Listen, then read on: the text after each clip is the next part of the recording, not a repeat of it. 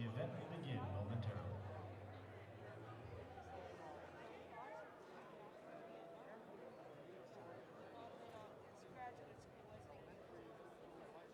Very nice to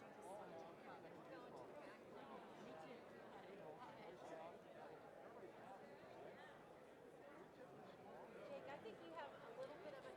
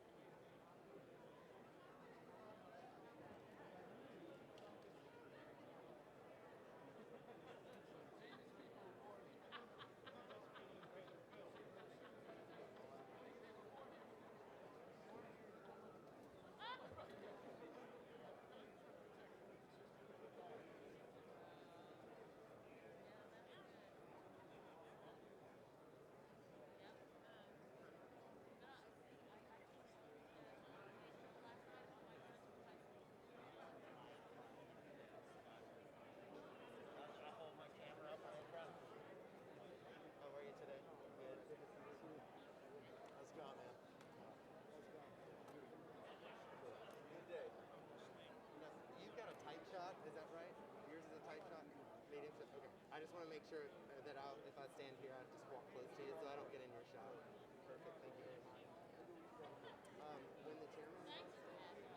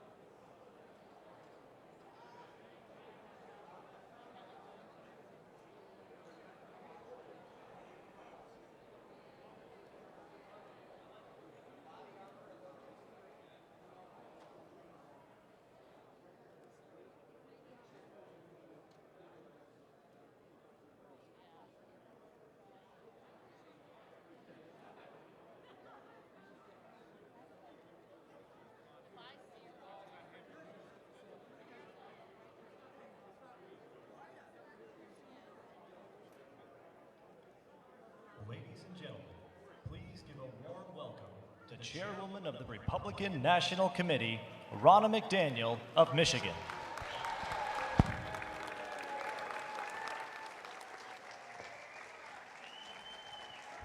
Hello!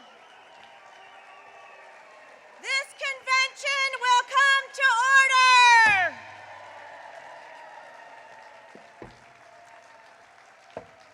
Delegates, welcome to the 2020 Republican National Convention!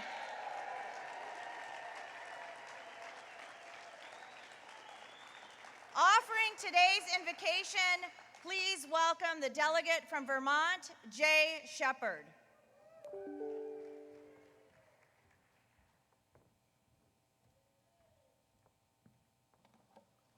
Thank you, Ronna.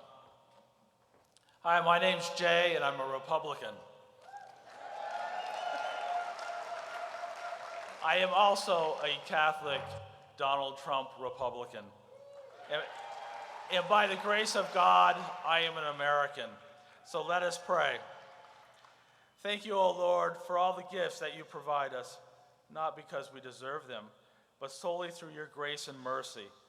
Let us acknowledge the many gifts that God has bestowed upon us, starting with a president and vice president that reflect the values of our founding fathers and are willing to fight for those values, starting with life, knowing that all life is precious from conception to natural death. There is no choice but to fight for the unborn. And for those of us who are true to our Catholic faith, we pray for an end of the intrinsic evil that is abortion. Lord, please give us the strength to fight for our religious freedom as our president does, and instill in us a spirit and commitment to stand with the Little Sisters of the Poor in their continued fight for religious freedom. We pray in thanksgiving for the members of our armed forces and their families who sacrifice greatly to ensure our sacred freedom that we all too often take for granted so that we can continue to live in the land of the free. And, oh Lord, we will be forever grateful that you have blessed this nation with great men and women that stand on the front line of law enforcement every day. We will not forget that we cannot be a great nation and serve you without the rule of law. We are all sinners, and none of us are perfect. We recognize that faith is a journey. It's not where we start that journey, but where we are now and where we strive to be. Help us all follow President Trump, whose actions show he is on the journey to you, Lord. Let us not be deceived by those that were once close to you, but have turned away in favor of embracing political ideology, yet claiming Catholic beliefs and words, while their actions turn them and their followers away from you. We pray that you change their hearts and bring them back to you. You have chosen us, O Lord. Yes, all of us gathered here today to make a difference in the world. Most of all, help us recognize that we are here through the mercy and grace of you, our Creator, and that as Americans we are blessed and should be thankful every day for the gifts you have provided us. Please, Lord, continue to guide our party to the light, and we pray that those in the other party will turn away from the darkness and join us in our march to you, our Lord and Savior. In the name of the Father, the Son, and the Holy Spirit, amen.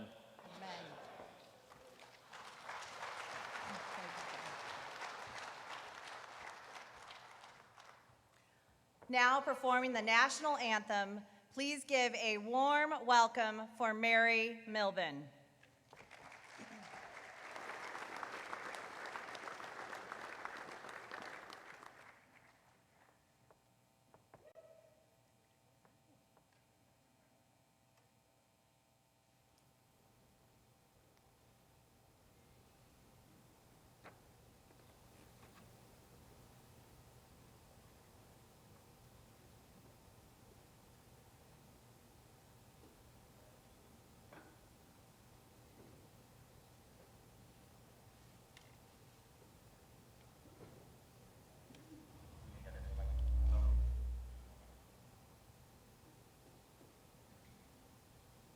Notice that Republicans stand for the anthem.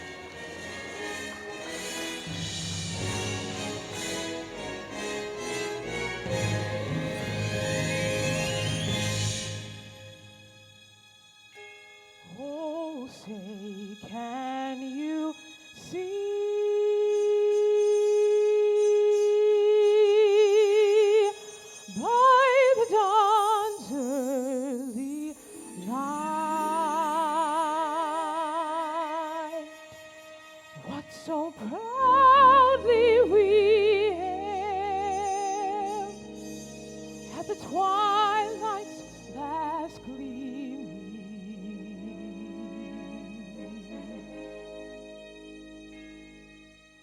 whose broad stripes and bright stars through the perilous fight o'er the ramparts we watched were so gallantly streaming.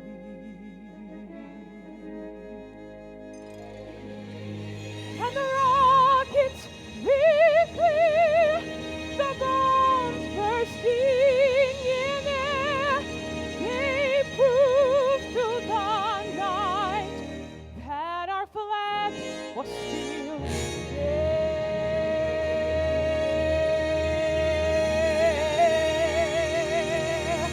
Oh, say does that star-spangled banner yet wave for the land of the free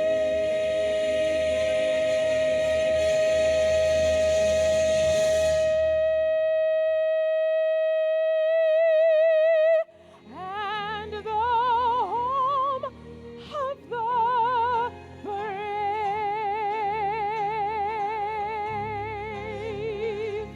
America, it is a great country, isn't it? Yes, it is.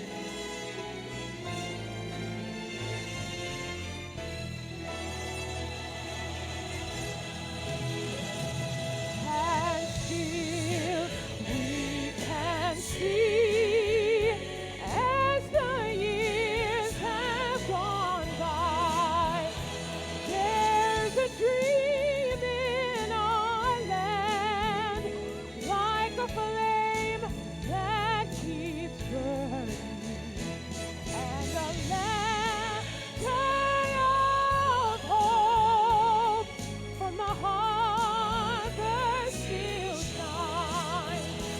Those who seek freedom's dream to its light are still turning. Now we look to the sky and we lift up our eyes, for we know with the dawn we shall see our flag rise.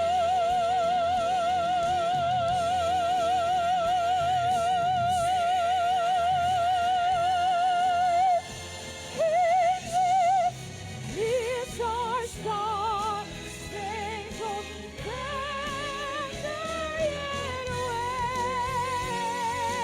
waves for the land of the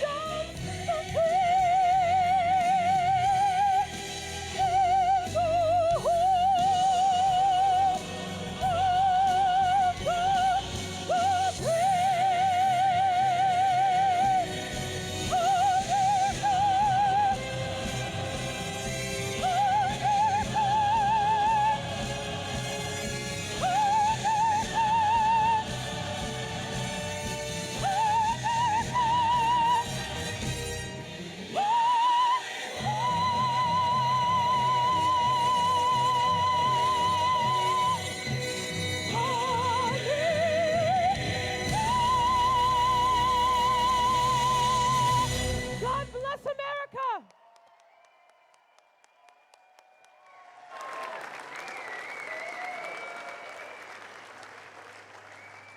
Thank you, Mary.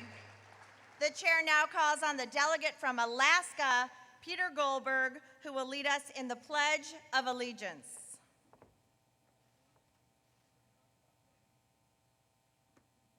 Wow. Week before last, in the Democrat National Convention, we know that at least 2 caucuses removed 2 words, "under God," from the Pledge of Allegiance. We know, too, that in a previous Democrat convention, a very recent one, the word God was almost totally removed from their platform. That could not, would not ever happen here.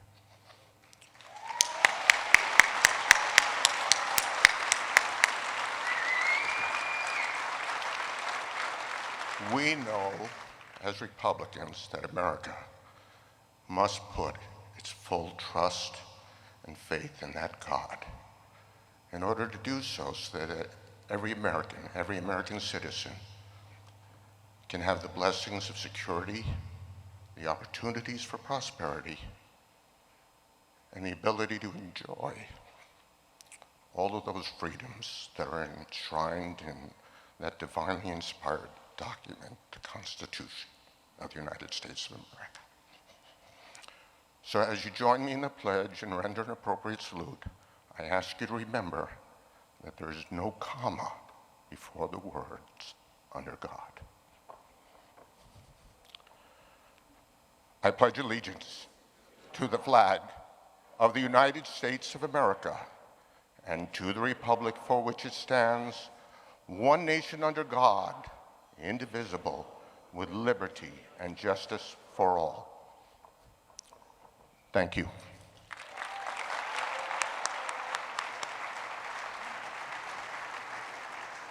Ladies and gentlemen, welcome to Charlotte, North Carolina for the 2020 Republican Convention. I want to give an enormous thanks to our hosts, especially Charlotte Mayor Vi Lyles.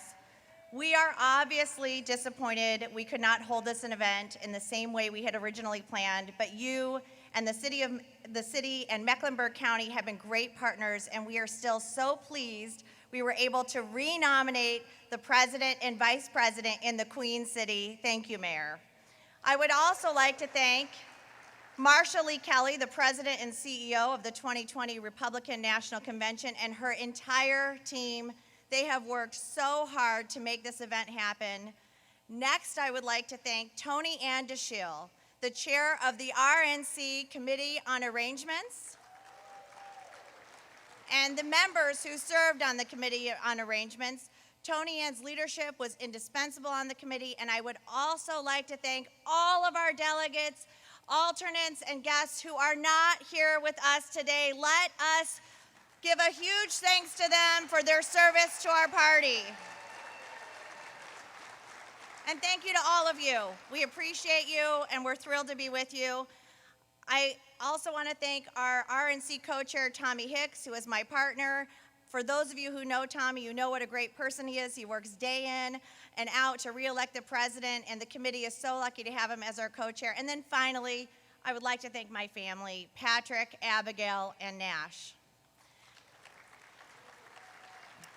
As described in the Rule 37E National Convention Procedures and the Order of Business, to enable the chair to be certain that any motion offered or any demand for a roll call has met the necessary requirements of the Rule 37E National Convention Procedures, the chair would like to put the delegates on notice that the chair must be provided in advance with satisfactory written support of the majority of the delegates from each of the necessary number of states required by the Rule 37E National Convention Procedures. This written confirmation is consistent with our modern practice and precedent during previous conventions with similar announcements.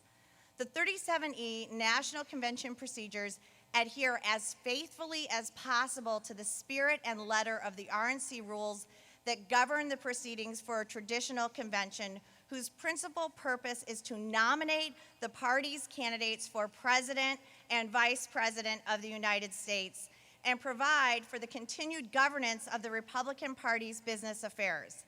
Given these considerations, we will continue to follow precedent requiring the necessary satisfactory written support for any motion offered or any demand for a roll call. Also, the chair would like to remind all delegates that the Rule 37E National Convention Procedures require that notification of evidence of written support necessary to present a name of a candidate for the nomination of the office of President and Vice President of the United States must be submitted to the Secretary of the Convention no later than 1 hour prior to placing of the names of these candidates for nomination. For the avoidance of doubt, while the Rule 37E National Convention Procedures utilize the existing RNC Rules 26 through 42 for convention proceedings whenever feasible, any modifications to the rules to govern the Rule 37E National Convention procedure shall apply only to the 2020 Rule 37E convention and in no way should be interpreted as constituting permanent changes to the RNC rules. To the extent the Rule 37E National Convention procedures depart from the RNC rules, they do so by operation of Rule 37E and the limitations imposed by that rule, out of necessity, caused by the current emergency situation, and based on recognition that substantive changes to the RNC rules and Republican platform should be avoided in a non-traditional convention setting where fewer delegates will be deliberating and participating in person. And lastly, I also wish to remind any guests that participation in convention business is limited to delegates on the floor unless permission is granted. It is important that any guests in the gallery remain silent during voice votes to ensure that the chair can hear the accurate result. The chair now recognizes Vicki Drummond, Secretary of the Convention, for the purpose of reading the call to convention. Please give her a warm welcome.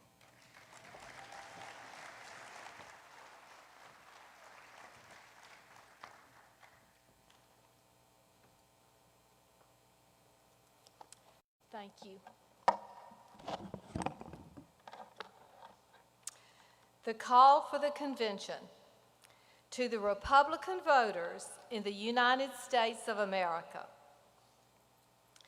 In accordance with the rules of the Republican Party adopted by the 2016 Republican National Convention on July 18, 2016 in Cleveland, Ohio, and as amended by the Republican National Committee on June 20, 2018 in Austin, Texas, the Republican National Committee hereby directs that a national convention of delegated representatives of the Republican Party be convened in Charlotte, North Carolina, no earlier than 8:00 a.m.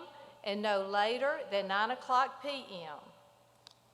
on Monday, August 24, 2020, except in the case of an emergency as set forth herein, and to continue thereafter from day to day for so long as may be necessary, for the purpose of nominating candidates for president and vice president to be voted for at the presidential election on Tuesday, November 3, 2020, and for transaction of other such business as may properly come before it.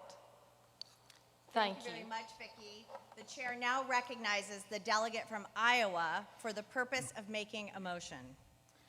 Madam Chair, I am Steve Scheffler, delegate from Iowa. I move that further reading of the call be dispensed with and that the secretary be instructed to complete the call at this point in the convention proceedings with the same force and effect as though read in full. The motion to dispense with the reading of the entire call for the convention and that the call be made part of the permanent record of the convention has been moved by the delegate from Iowa. Is there a second? Jane Timken, delegate from Ohio, and I second the motion. The motion has been made and seconded. Is there any discussion? Hearing no discussion, the chair will call for a vote. All those in favor signify by saying aye. All those opposed signify by saying no. The ayes have it, and the motion is adopted. The chair rules that pursuant to the call in Rule 42 of the 37E National Convention Procedures as adopted by the Republican National Committee Executive Committee on June 10, 2020, and the Republican National Committee on August 22, 2020, the Rule 37E National Convention Procedures shall constitute the standing rules for the permanent proceedings of this Rule 37E Convention. Vicki Drummond, Secretary of the Republican National Committee, has presented to the chair the temporary roll of delegates and alternates to the convention. The temporary roll has been referred to the Committee on Credentials. The chair now recognizes the delegate from Illinois for the purpose of offering a resolution.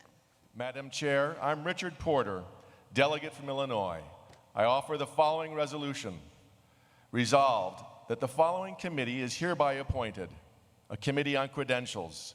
This committee shall be entitled to consist of one man and one woman delegate from each state, American Samoa, the District of Columbia, Guam, the Northern Mariana Islands, Puerto Rico, and the Virgin Islands. The chairman and co-chairman of the committee, appointed by the chairman of the Republican National Committee, and the persons selected by the various delegations whose names are filed with the Secretary pursuant to Rule 41 and the Rule 37E National Convention procedures, shall constitute such said committee, and the reading of the names of such persons shall be dispensed with and published in the proceedings of the convention. Madam Chair, I move the adoption of this resolution. The delegate from Illinois has made the motion to adopt the resolution. Is there a second? Madam Chair, I am Rosie Tripp, a delegate from New Mexico, and I second the motion. The motion has been made and seconded. Is there any discussion? Hearing no discussion, the chair will call for a vote. All those in favor signify by saying aye. All those opposed signify by saying no. The ayes have it, and the motion is adopted, and the committee has been appointed. The chair now calls on Doyle Webb, chairman of the Credentials Committee.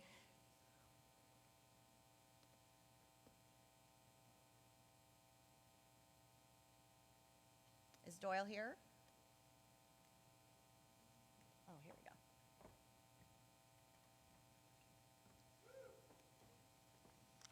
Thank you, Madam Chair. I'm Doyle Webb, RNC General Counsel and State Chairman for the great state of Arkansas, and Chairman of the Convention Committee on Credentials. The Temporary Convention Committee on Credentials met yesterday afternoon to review delegate certification documentation submitted to the RNC Council's office. I now ask all members of the Convention Committee on Credentials to stand, and I ask the full convention to stand at ease while the Convention Committee on Credentials briefly convenes.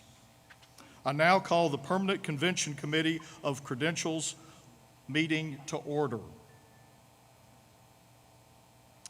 As a reminder, participation in Committee on Credentials business is for members of the Committee on Credentials only. Anyone who is not a member of the Convention Committee will not be recognized. The Permanent Convention Committee on Credentials will now consider certification of the names of the delegates and alternate delegates as the permanent roll of the convention. I will now recognize the delegate from Mississippi and co-chair of the Committee on Credentials for the purpose of a motion. Jeannie. Mr. Chairman, I am Jeannie Lucky, delegate from the great state of Mississippi. I move the temporary roll of delegates and alternate delegates as presented to this committee be certified for approval by the full 37E National Convention as the permanent roll of the 2020 Republican National Convention. The delegate from Mississippi has made the motion to certify the permanent roll. Is there a second? I'm Jim Dickey from the state of Ohio, Mr. Chairman, and I second the motion. Thank you, Mr. Dickey. The motion has now been made and seconded. Is there any discussion? Hearing no discussion, the chair will call for a vote. All those in favor signify by saying aye. Those opposed, no. The ayes have it, and the motion is adopted, and the Convention Committee on Credentials has adopted its report. The committee may be seated. Without objection, the committee is adjourned, and I will return the gavel to Chairwoman McDaniel. Thank you, Doyle. Is there a motion to adopt the report of the Convention Committee on Credentials? Madam Chair, I move that we adopt the report of the Committee on Credentials. The motion has been made to adopt the report on the Committee on Credentials. Is there a second? Howard, delegate from Georgia, and I second the motion. The motion has been made and seconded. Is there any discussion? Hearing no discussion, the chair will call for a vote. All those in favor signify by saying aye. All those opposed signify by saying no. The ayes have it, and the motion is adopted. The temporary role is now the permanent role of delegates and alternate delegates of the 2020 Republican National Convention. If there is no objection, staff will be allowed to make technical corrections to the permanent role as needed. The chair hears no objection, and it is so ordered. Pursuant to Rule 41F of the Rule 37E National Convention Procedures, the chairman of the Republican National Committee shall select the officers of the Rule 37E Convention, which will be voted on and adopted by the Rule 37E Convention. The list of Rule 37E Convention officers is included in the order of business, and you have a copy in front of you. The chair now recognizes the delegate from Texas for the purpose of making a motion. Madam Chairman, I am Tony Ann DeShiel, delegate from Texas. I move to adopt the list of the Rule 37E Convention officers selected by the chairman of the Republican National Committee. Included on this list is the selection of the temporary chairman of the convention, Senate Majority Leader Mitch McConnell, and the permanent chairman of the convention, Republican leader Kevin McCarthy. The delegate from Texas has made the motion to adopt the list of the Rule 37E National Convention officers. Is there a second? I am Ron Kaufman, delegate from Massachusetts, and I second the motion of the distinguished delegate from Texas. The motion has been made and seconded. Is there any discussion? Hearing no discussion, the chair will call for a vote. All those in favor signify by saying aye. All those opposed signify by saying no. The ayes have it, and the motion is adopted. The temporary officers have been made permanent Rule 37E National Convention officers. Ladies and gentlemen, it is my honor and privilege to introduce the Republican leader of the United States House of Representatives and permanent chairman of the convention, Kevin McCarthy.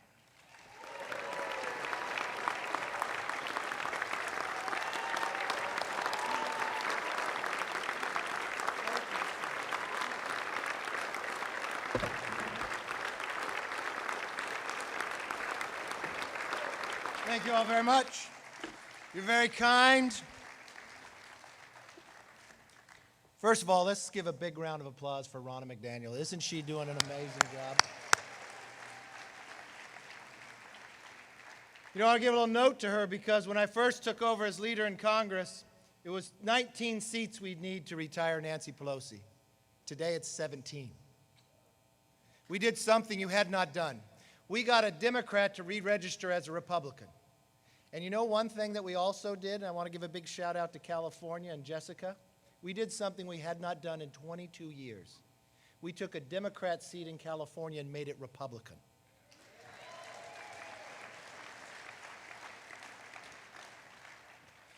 So it's good to be with so many friends. I thank you for your help. I got a lot of former colleagues in here. It's always great to see Kristi Noem, one of the greatest governors in the entire country here in South Dakota. So great to have you with us. Now let's move on to our next item on the order of business. Pursuant to Rule 41E of the Rule 37E, National Convention Procedures, the Convention Committee on the Rules and Order of Business will not convene during the Rules 37E convention proceedings. The only motion to amend the rules that will be deemed in order is a motion to make a technical correction to Rule 12 by removing the reference of the year 2018. The red line version of the technical correction is on the screen. Pursuant to Rule 37E, National Convention Procedures, the motion to adopt this technical correction shall not be subject to any amendment, and any motion to suspend the procedures in order to make any other rule amendment shall not be in order.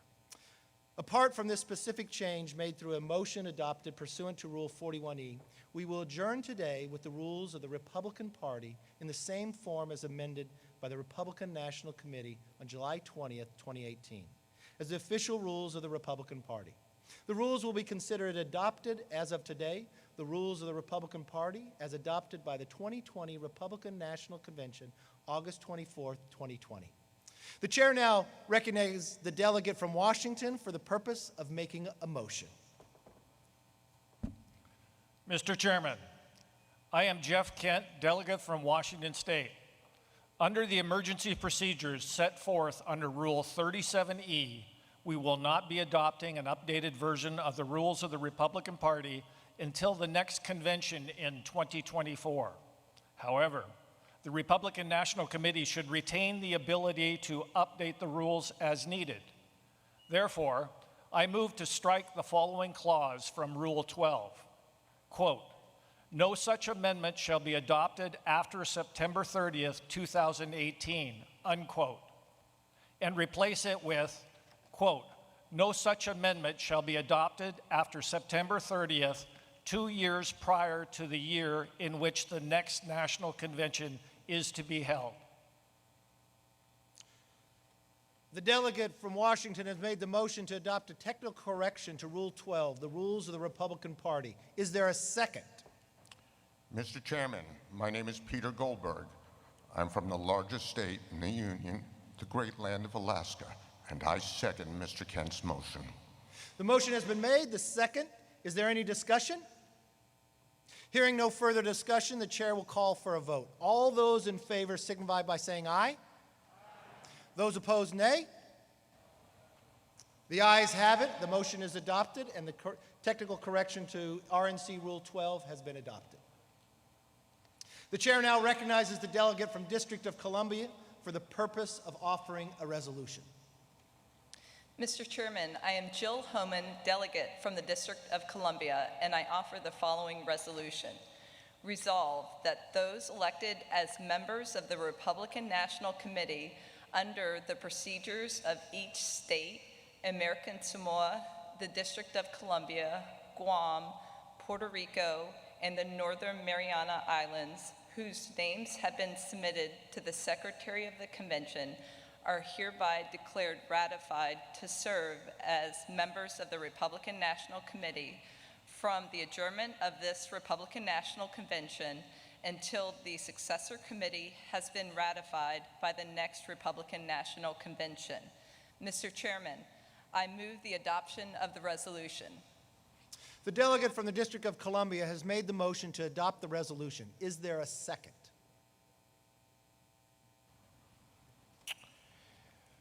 Thank you, Mr. Chairman. My name is John Fry. I'm a delegate from Connecticut, and I second the motion. The motion has been made and seconded. Is there any discussion? Hearing no discussion, the chair will call for a vote. All those in favor signify by saying aye. All those opposed signify by saying nay. The opinion of the chair is the ayes have it, and the motion is adopted. I congratulate each of you on your election. The chair now recognizes the delegate. You can applaud that. That's all right. We can be excited. The chair now recognizes the delegate from Michigan for the purpose of offering a resolution. Mr. Chairman, I'm Laura Cox, delegate from Michigan, and I offer the following resolution. Resolved that the Secretary of the Convention is hereby directed to prepare and publish for the Convention a full and complete report of its official proceedings under the direction of the Republican National Committee, and is authorized to make all necessary clerical and grammatical corrections and to make technical and conforming amendments as necessary in reports, motions, and resolutions considered by the convention to reflect its actions. Mr. Chairman, I move the adoption of this resolution. The delegate from Michigan has made the motion to adopt the resolution. Is there a second? Mr. Chairman, I am Andrew Hitt, delegate of Wisconsin, and I second the motion. The motion has been made and seconded. Is there any discussion? Hearing no further discussion, I will call for the vote. All those in favor signify by saying aye. Any opposed, nay. In the opinion of the chair, the ayes have it, and the motion is adopted. Now, ladies and gentlemen, it's now time for us to determine our nominee for the office of the Vice President of the United States. The chair states that in compliance with Rule 40B, the chair has been furnished with evidence that a plurality of delegates from each of 5 or more states severely support the candidate who will be presented for the nomination for the Vice President of the United States. The chair would like to remind delegates of the provision of Rule 40A, which provide in part that if there is only one candidate for nomination for Vice President of the United States who has demonstrated the support required by paragraph B of this rule, a motion to nominate for such office by acclamation shall be in order, and no calling of the roll with respect to such office shall be required. At this time, the chair states that he has been furnished with evidence that there is only one candidate for the nomination for the office of the Vice President of the United States who has demonstrated the support required under Rule 40B of the Rules of the Convention. And finally, pursuant to Rule 37E, National Convention procedures nominating and seconding speeches will be limited to 3 minutes each. It has also been the custom at past conventions to permit the chair to recognize non-delegates for the purpose of making nominations and seconding speeches. The chair now recognizes Governor Scott Walker from the state of Wisconsin for the purpose of nominating. Please give him a warm applause and welcome. Thanks. Thank you. Mr. Chairman, it is my honor to nominate our friend, Michael R. Pence, to serve as the Republican Party's 2020 candidate for Vice President of these United States of America.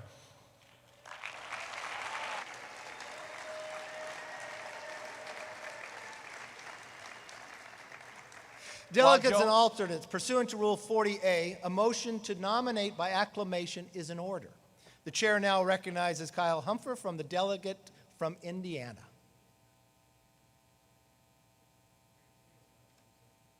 Mr. Chairman, I move that Vice President Michael R. Pence from the great state of Indiana be nominated by acclamation by this Republican National Convention as its candidate for the office of Vice President of the United States of America.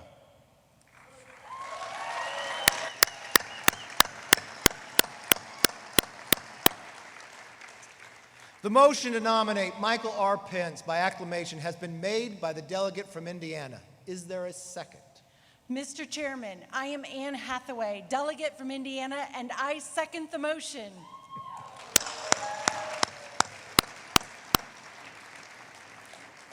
The motion has been made and seconded. Is there any further discussion? Hearing no discussion, all those in favor signify by saying aye. Any opposed? And hearing no one opposed, the ayes have it.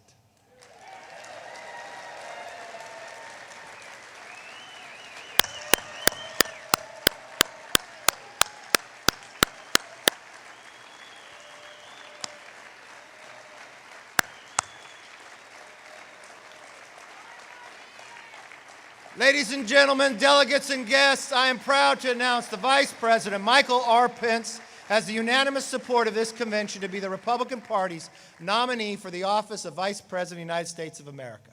Without objection, I will turn things back to this amazing chairwoman, Ronna McDaniel. Please join me in welcoming back on stage.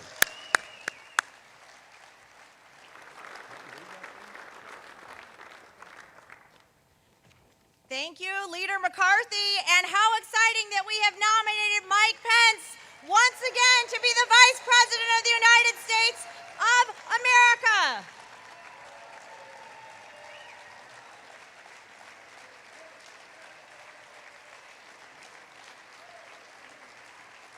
Delegates, this is a historic moment as we make official the nomination of Donald Trump and Mike Pence as our nominees for President and Vice President of the United States. Today's events reflect the unified support the Trump-Pence ticket has from Republicans along with independents and discerning Democrats all across America. Our party is unified, our supporters are energized, and now we will go forward confident in our cause of re-electing President Trump and Vice President Pence in 70 days from now.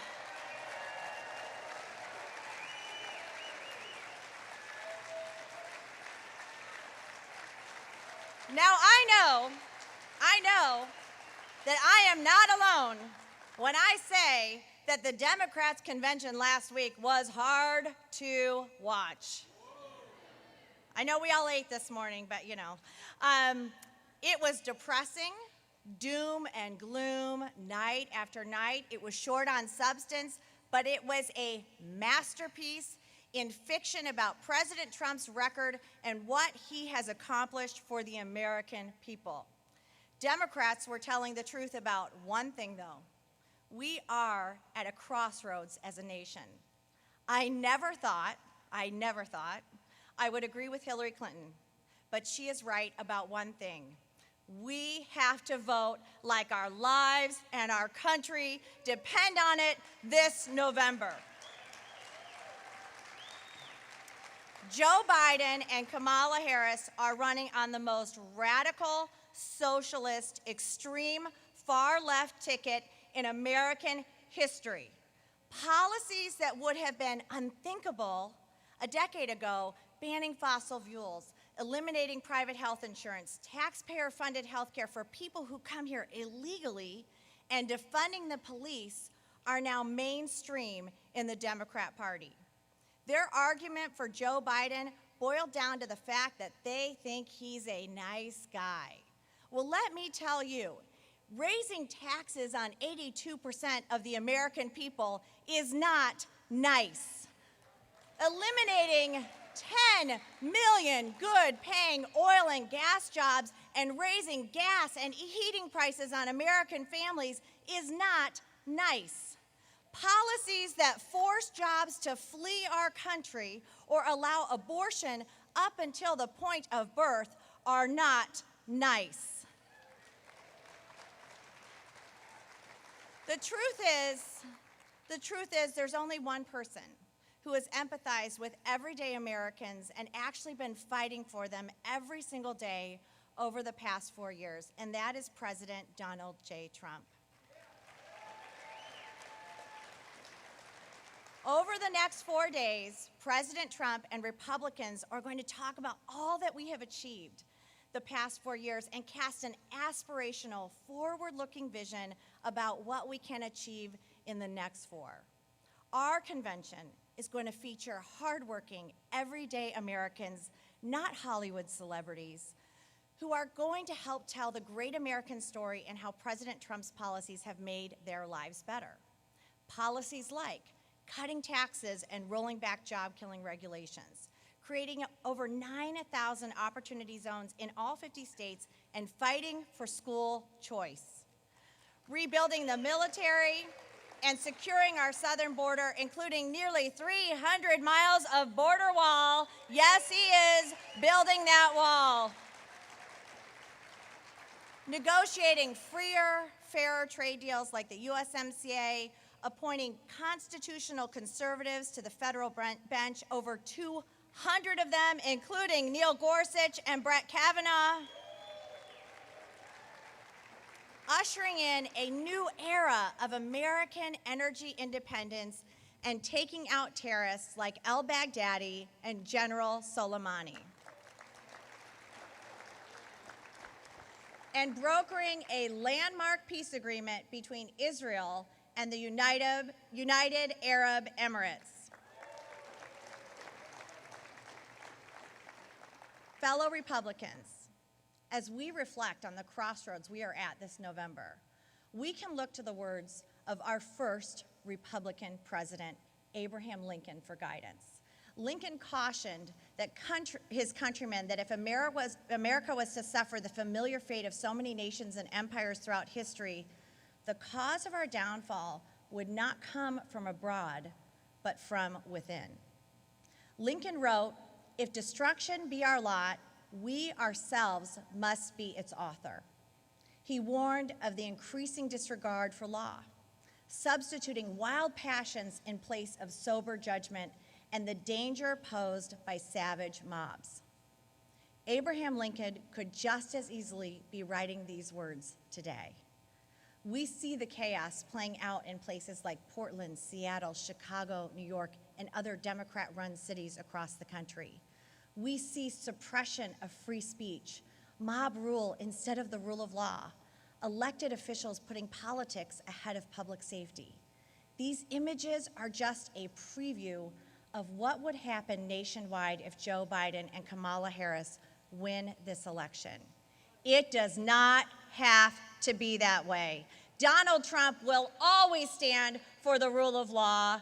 Donald Trump will defend our fundamental freedoms, preserve our American way of life, and work day and night to build our economy back to the historic levels of growth.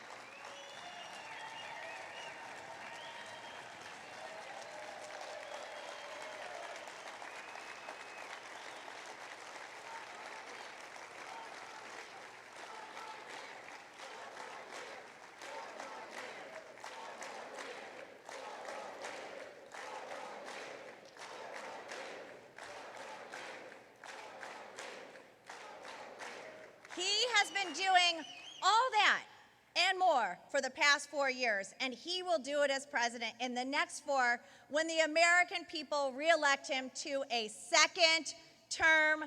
Thank you all. God bless you. God bless the United States of America. Let's win November 3rd. Let's reelect President Trump. Let's keep the Senate, and let's take back the House.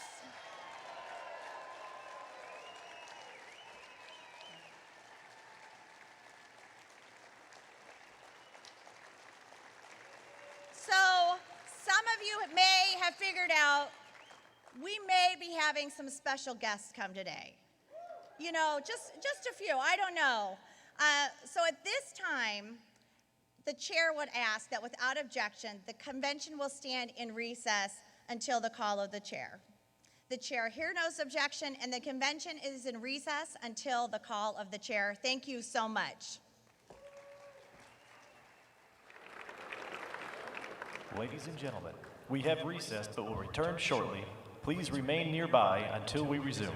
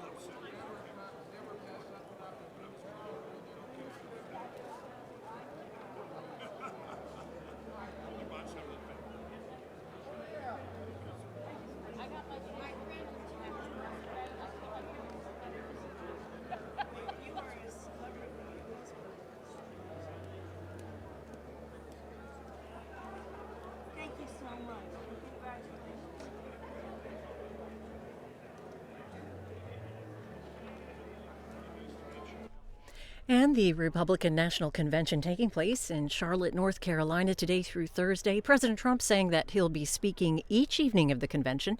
You can find live, uninterrupted coverage here on C-SPAN. Just taking a break here at the RNC.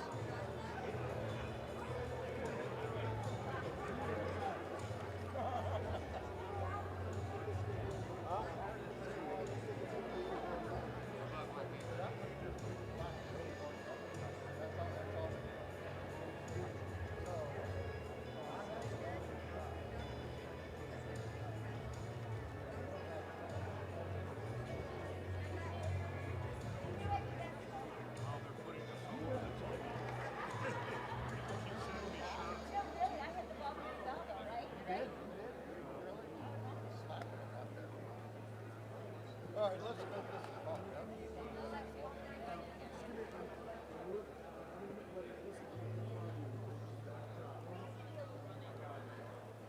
How you been? Good? Good. Real good.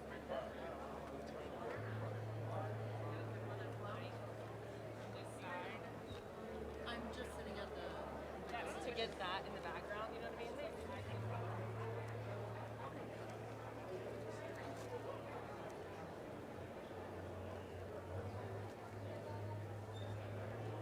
Oh, yeah, of course. Might have something different in the city. No, it's all the same stuff. No problem, no problem.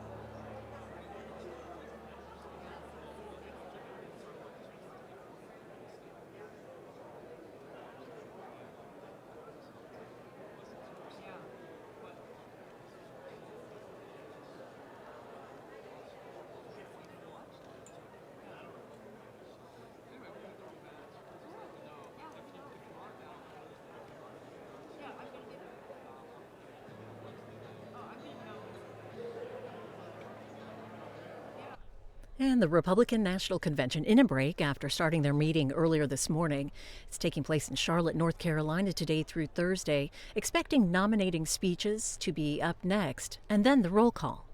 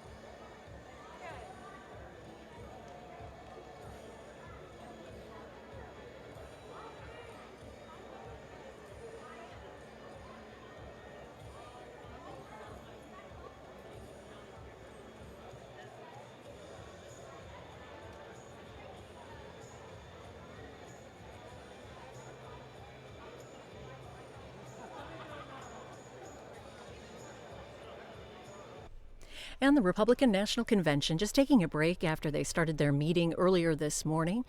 And meeting today through Thursday, the nominating speeches are expected up next, and then the roll call. And join us this evening live at 8:30 p.m. Eastern for coverage on this day one of the convention. We'll be hearing from South Carolina Senator Tim Scott and former Ambassador Nikki Haley.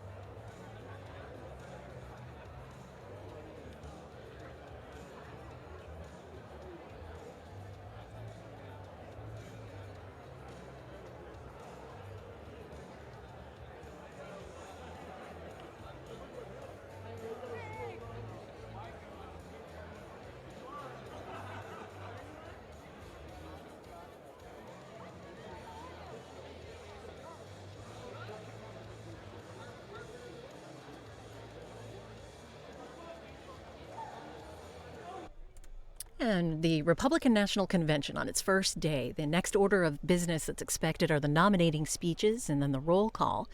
And C-SPAN will have more live coverage tonight starting at 8:30 p.m. Eastern. We'll be hearing from Congressman Jim Jordan of Ohio and Matt Gaetz of Florida. Expecting things to begin again here shortly.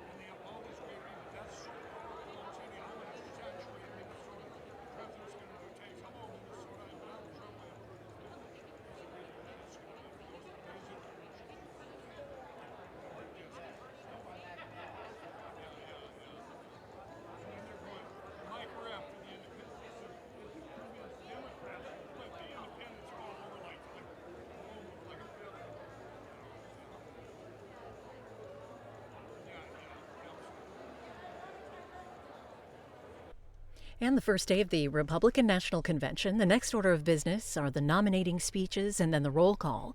C-SPAN will have more live coverage tonight at 8:30 p.m. Eastern as well. We'll be hearing from South Carolina Senator Tim Scott and former UN Ambassador Nikki Haley this evening. While we wait, some of this morning's program with Rona McDonald. Delegates, this is a historic moment as we make official the nomination of Donald Trump and Mike Pence as our nominees for President and Vice President of the United States. Today's events reflect the unified support the Trump-Pence ticket has from Republicans along with independents and discerning Democrats all across America. Our party is unified, our supporters are energized, and now we will go forward confident in our cause of re-electing President Trump and Vice President Pence in 70 days from now.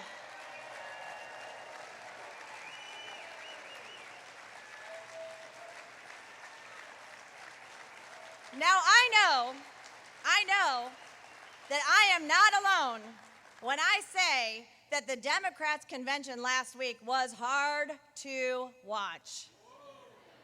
I know we all ate this morning, but you know.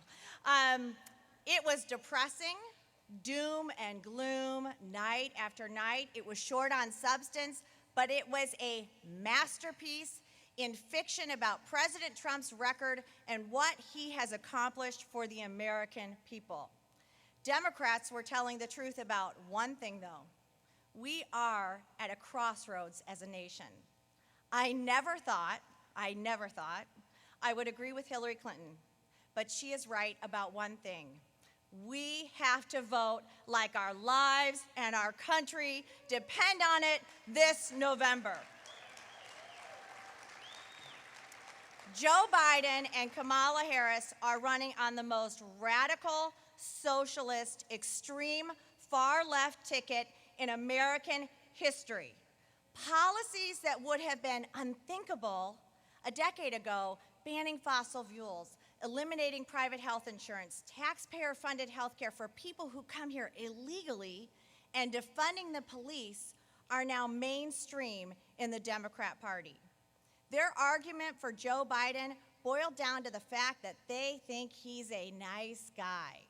Well, let me tell you, raising taxes on 82% of the American people is not nice. Eliminating 10 million good-paying oil and gas jobs and raising gas and heating prices on American families is not nice. Policies that force jobs to flee our country or allow abortion up until the point of birth are not nice.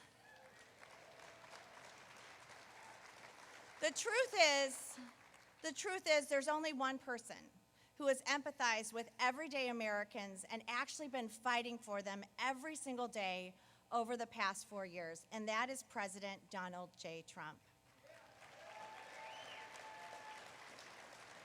Over the next 4 days, President Trump and Republicans are going to talk about all that we have achieved the past 4 years and cast an aspirational, forward-looking vision about what we can achieve in the next 4. Our convention is going to feature hardworking, everyday Americans, not Hollywood celebrities, who are going to help tell the great American story and how President Trump's policies have made their lives better.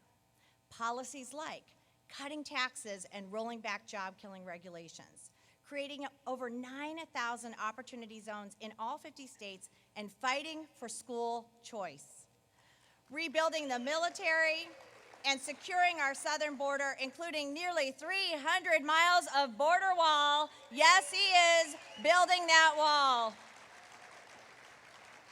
Negotiating freer, fairer trade deals like the USMCA, appointing constitutional conservatives to the federal bench, over 200 of them, including Neil Gorsuch and Brett Kavanaugh. Ushering in a new era of American energy independence and taking out terrorists like al-Baghdadi and General Soleimani. and brokering a landmark peace agreement between Israel and the United Arab Emirates. Fellow Republicans, as we reflect on the crossroads we are at this November, we can look to the words of our first Republican president, Abraham Lincoln, for guidance. Lincoln cautioned that his countrymen that if America was to suffer the familiar fate of so many nations and empires throughout history, the cause of our downfall would not come from abroad, but from within. Lincoln wrote, "If destruction be our lot, we ourselves must be its author." He warned of the increasing disregard for law, substituting wild passions in place of sober judgment and the danger posed by savage mobs. Abraham Lincoln could just as easily be writing these words today. We see the chaos playing out in places like Portland, Seattle, Chicago, New York, and other Democrat-run cities across the country. We see suppression of free speech, mob rule instead of the rule of law, elected officials putting politics ahead of public safety. These images are just a preview of what would happen nationwide. We will now proceed to our next item of business, the re-nomination of Donald J. Trump for President of the United States.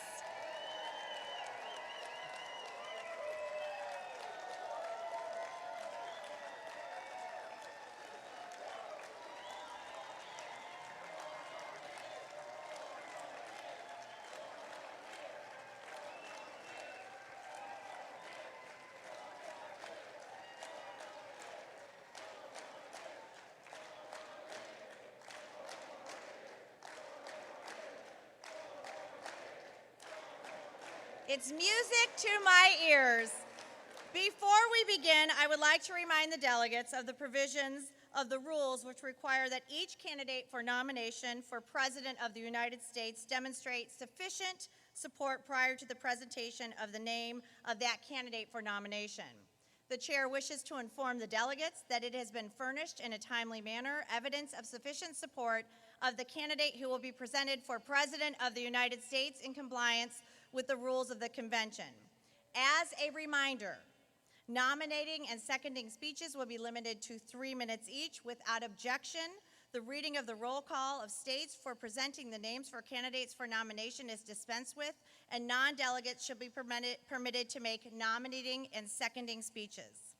The chair now recognizes the delegate and state chairman of the North Carolina Republican Party, Michael Whatley, for the purpose of nominating. Please give him a warm welcome. Thank you, Madam Chair. It is my distinct honor as the chairman of the North Carolina Republican Party to welcome you, President Trump, Vice President Pence, and all of our assembled delegates to the Old North State. 4 years ago in Cleveland, Donald J. Trump accepted the Republican nomination for president and promised to build a stronger America both here and abroad. Since winning the 2016 election in historic fashion, President Trump has worked relentlessly every single day to keep his promises to the American people.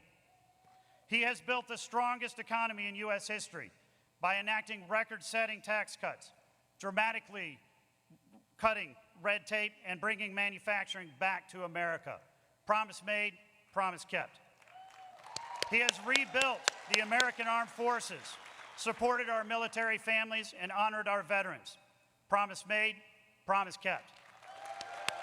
He has reshaped the federal judiciary by nominating over 200 conservative federal judges, including Neil Gorsuch and Brett Kavanaugh, to the Supreme Court. Promise made, promise kept. And he has put America first by standing up to China and negotiating treaties like the USMCA and Phase 1 China trade deal, which treat American farmers, manufacturers, and small businesses fairly. Promise made, promise kept. I would submit to this convention that no president has done more for the American people in his first 4 years than President Donald J. Trump.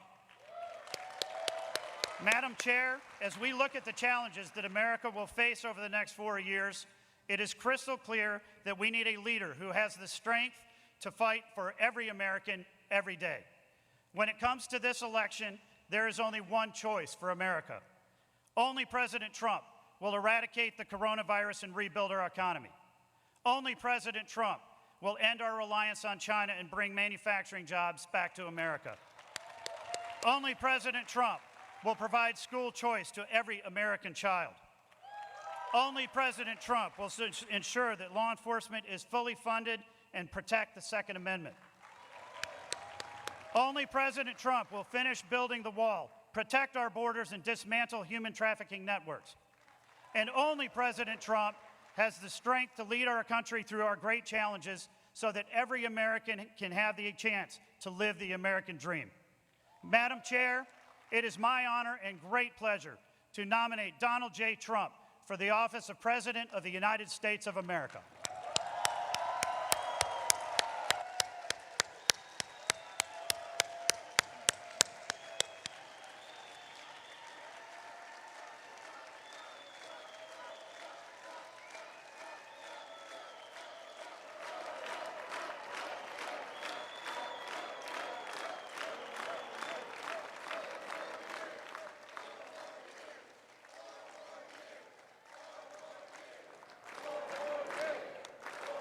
The chair now recognizes the delegate and state chairman from the president's home state of Florida, Joe Gruters. Madam Chairwoman, I am Joe Gruters, chairman from the great state of Florida, which is not only the most politically important state of the country, it's also home to the 45th President of the United States of America, Donald J. Trump. I rise today to second the nomination of the economic heavyweight champion of the world, Donald J. Trump, to be the Republican nominee for president. Who better to lead our country out of the economic impacts that we face as a result of the Wuhan virus than the president who has already delivered us record low unemployment for African Americans, for Hispanics, for Asian Americans, for women, and for Americans without college degrees. Under President Trump's watch, excessive regulations that once stifled job growth have been eliminated. Jobs that have once been shipped overseas are returning to our shores. 401ks that have been down in the dumps, thriving. President Trump also knows that we are the land of the free because of the brave. That's why he has put record investments in the military. He's modernized the VA. He supported every single one of our troops. And he isn't defunding the police, he is defending the police.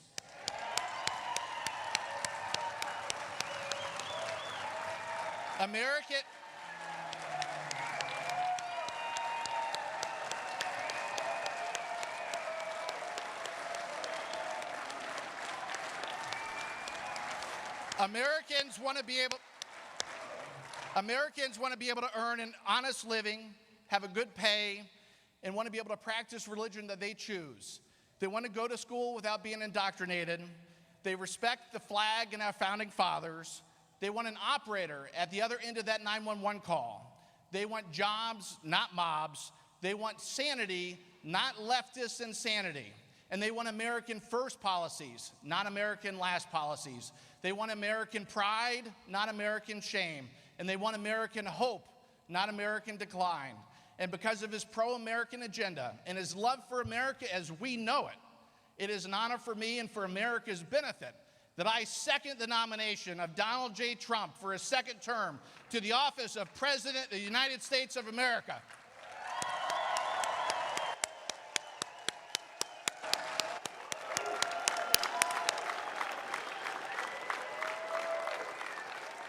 As required by the Rule 37E, National Convention procedures during the roll call, the states will be called in alphabetical order.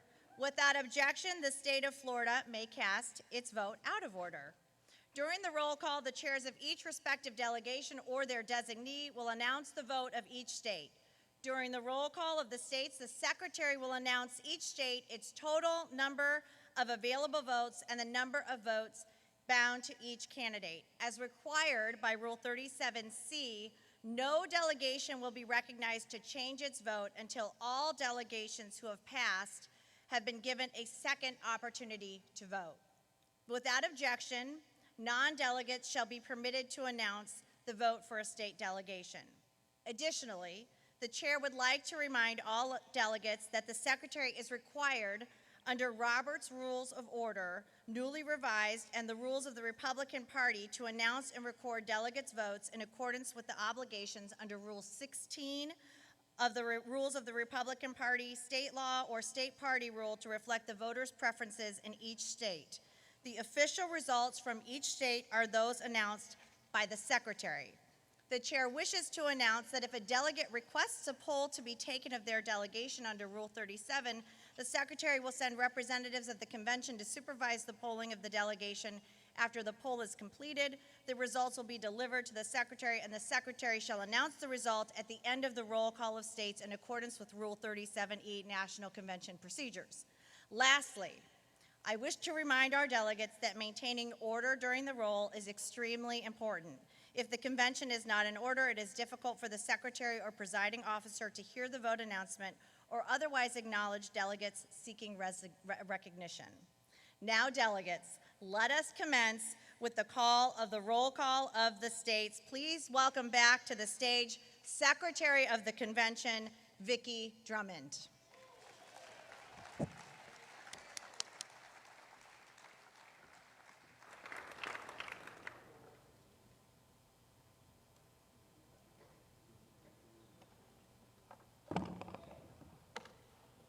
Thank you, Madam Chair. We will now begin the roll call of the states. First up, Alabama. Alabama, 50 delegates with the following band delegates. 50, President Donald Trump. I'm Representative Andrew Sorrell, Chairman of the delegation from the Yellowhammer State, the state with the highest approval rating in the country for Donald Trump. Home of the Crimson Tide, the Auburn Tigers, and Trump-endorsed coach Tommy Tuberville, who we plan to send to Washington, D.C. this November to take back our Senate seat from our caretaker Democrat senator. From the music of Muscle Shoals to the shipbuilding of Mobile and the white sandy beaches of the Gulf Coast. From the rockets and defense industry of Huntsville to the auto manufacturing of Montgomery and Tuscaloosa, this state strongly supports our president and his policies. Alabama's motto is, "We dare defend our rights." This president has defended our borders, defended our religious liberty, cut our taxes, and repealed the Obamacare individual mandate. Today, it is my honor to announce that Alabama has unanimously cast its 50 delegates' votes for President Donald J. Trump.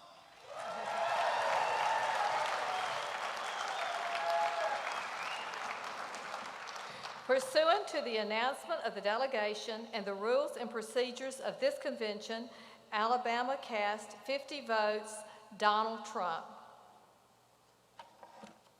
Alaska, 29 delegates with the following band for President Donald Trump, 26.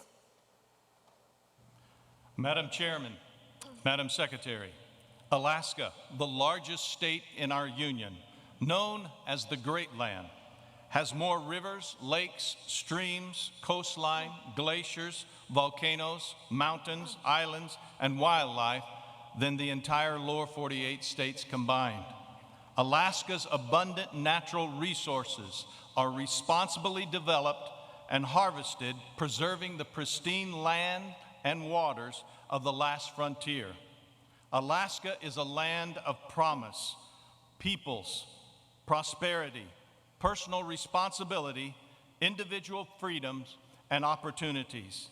To keep Alaska great and to keep America great, the Alaska Republican delegation proudly cast its 29 votes to nominate President Donald J. Trump.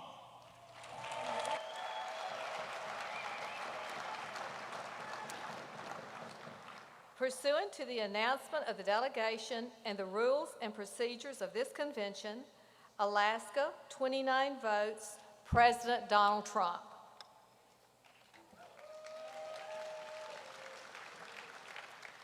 American Samoa, 9 delegates with the following band delegates. 9 for President Trump. Talofa from the territory of American Samoa, where we produce more NFL football players and military members than anywhere in the United States. Madam Secretary, the territory of American Samoa is proud to cast all of our 9 votes for our awesome and fearless President Donald J. Trump. Faafetai.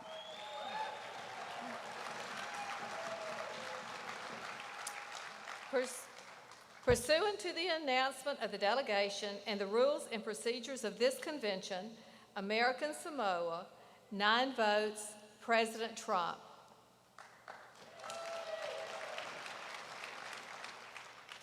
Arizona, 50 delegates with the following band delegates.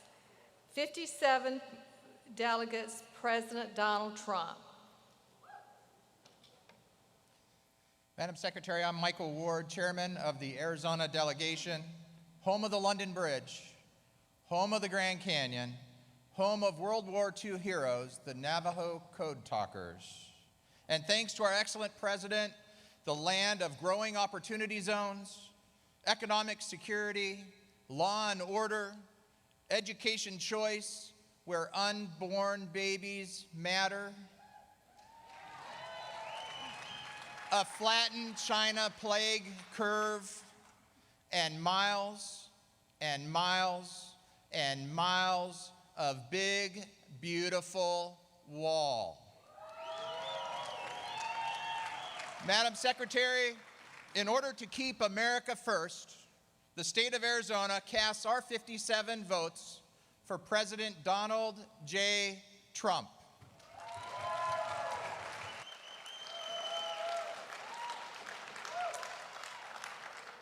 Pursuant to the announcement of the delegation and the rules and procedures of this convention, Arizona, 57 votes, President Donald Trump.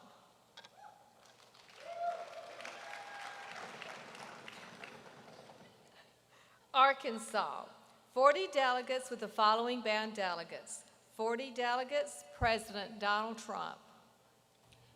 Madam Secretary, Arkansas, the natural state, the reddest state not only in the South, but in the entire nation.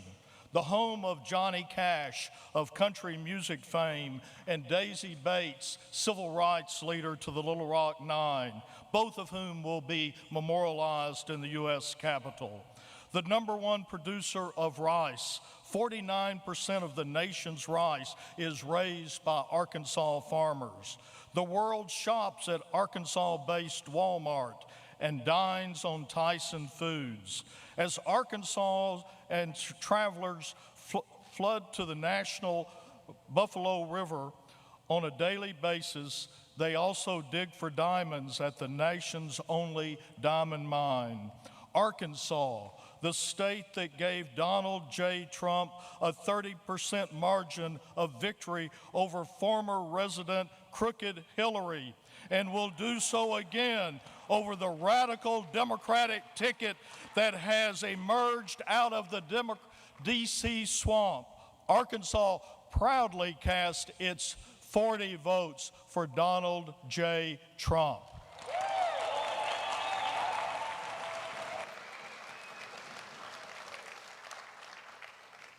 Pursuant to the announcement of the delegation and the rules and procedures of this convention, Arkansas cast 40 votes, President Donald Trump.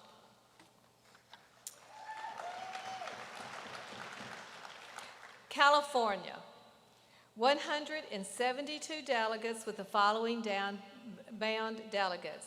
172, President Trump. On behalf of House Republican leader Congressman Kevin McCarthy our National Committee woman, Harmeet Dillon, our National Committeeman, Sean Steele, and over 5 million registered Republicans from Siskiyou County down to San Diego and everywhere in between. I am California Republican Party Chairwoman Jessica Milan Patterson. We, as a state, want to bring forth our delegates, 172, for Donald Trump.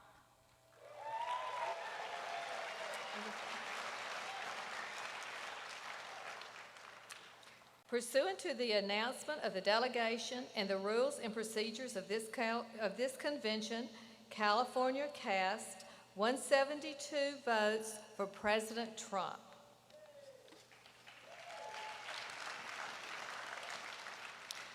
Colorado, 37 delegates with the following band delegates. 37, President Trump. Madam Secretary, in the past 4 years, President Trump and Vice President Pence have made America great again in the eyes of the world, so that now our friends respect us and our enemies fear us. They've given Americans great job opportunities with free trade agreements that are fair. They've appointed justices and judges who interpret the law and don't legislate from the bench. They've created the greatest economic expansion in decades that lifted all Americans, that protected us from a worldwide pandemic. They've enacted tax cuts because Americans spend their money more wisely than the government. The great state of Colorado, home of U.S. Senator Cory Gardner, headquarters to the Bureau of Land Management and the United States Space Command, proudly cast all 37 votes to keep America great again for President Donald Trump and Vice President Mike Pence.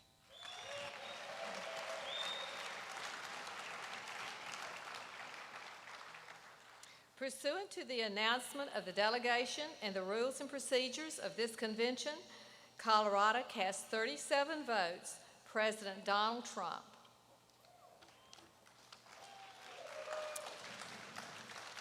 Connecticut. Connecticut, 28 delegates with the following band delegates. 28, President Donald Trump. Madam Secretary, I am Leora Levy, National Committee Woman from Connecticut. Connecticut, the nutmeg state, the Constitution state, and the arsenal of democracy.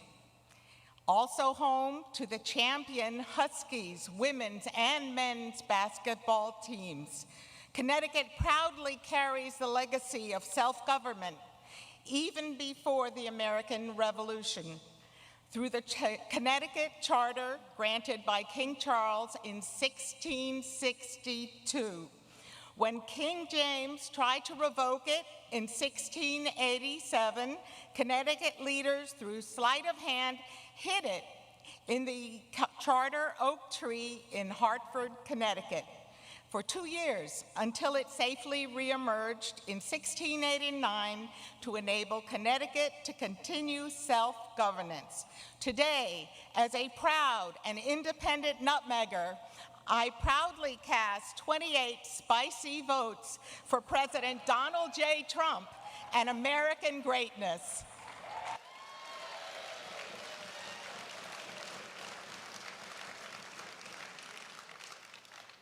Pursuant to the announcement of the delegation and the rules and procedures of this convention, Connecticut cast 28 votes, Donald Trump. Delaware, 16 delegates with the following band delegates. 16, President Trump. Madam Secretary, it was a dark and stormy night, July 1, 1776, when Caesar Rodney rode his horse from Dover to Philadelphia to break the tie that was preventing the colonies from declaring independence. 2 days later, the Declaration was signed. On December 7, 1787, Delaware became the first state to ratify the United States Constitution. From Delaware, the great state, the first state, from that great beginning, the greatness that will be ours in the future, we nominate President Donald J. Trump and cast all 16 of our delegate votes for Donald J. Trump.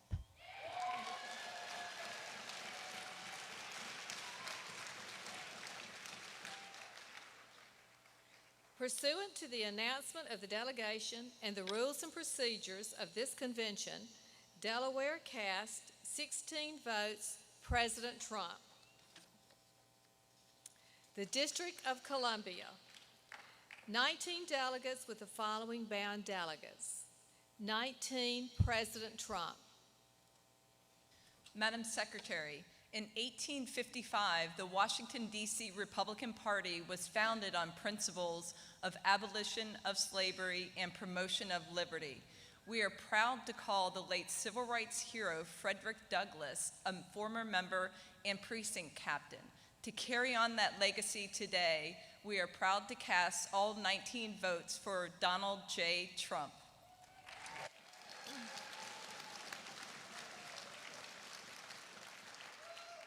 Pursuant to the announcement of the delegation and the rules and procedures of this convention, the District of Columbia cast 19 votes President Trump. Georgia, 76 delegates with the following bound delegates. 76 delegates President Trump.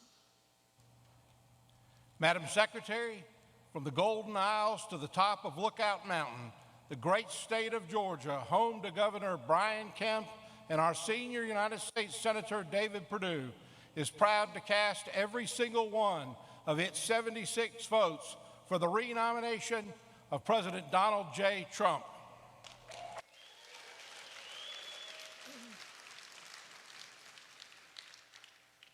Pursuant to the announcement of the delegation and the rules and procedures of the convention, Georgia cast 76 votes for President Donald Trump.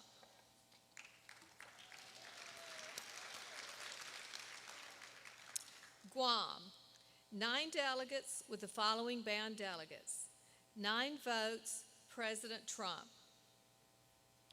Madam Secretary, a warm half a day from the U.S. territory of Guam, homeland of the Chamorro people, Tanoy Manchamorro, where all are welcome regardless of your race, creed, and national origin.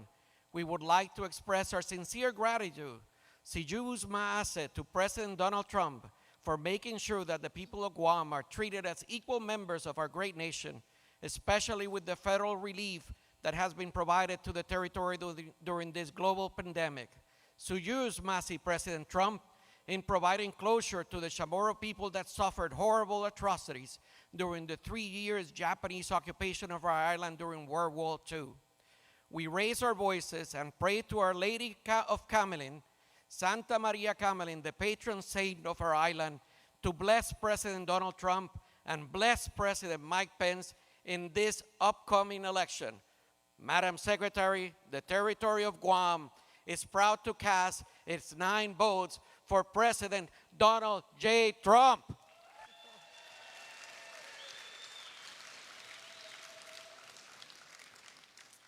Pursuant to the announcement of the delegation and the rules and procedures of this convention, Guam cast all 9 votes for President Trump.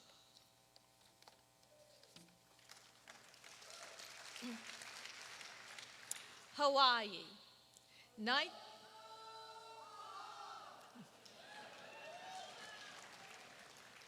19 delegates with the following, with the following bound delegates.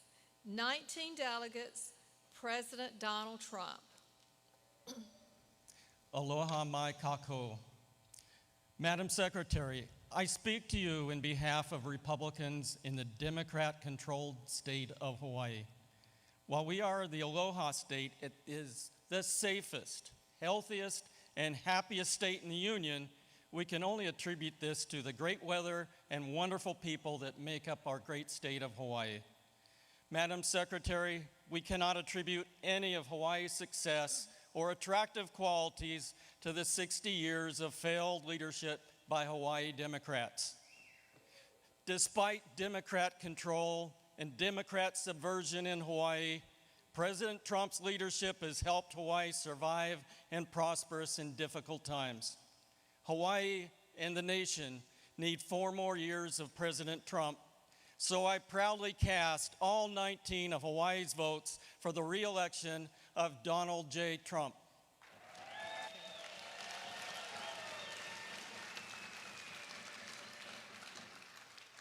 Pursuant to the announcement of the delegation and the rules and procedures of this convention, Hawaii cast 19 votes for President Trump.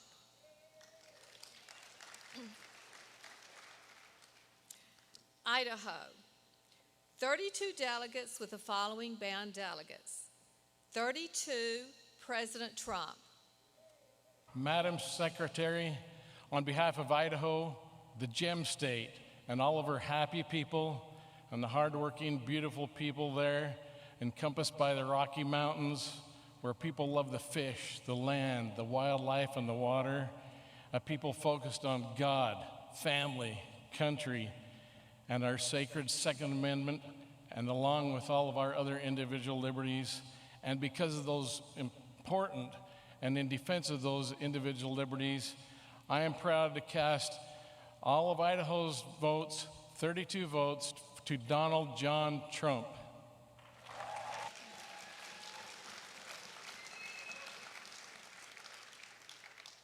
Pursuant to the announcement of the delegation and the rules and procedures of this convention, Idaho cast 32 votes for President Trump.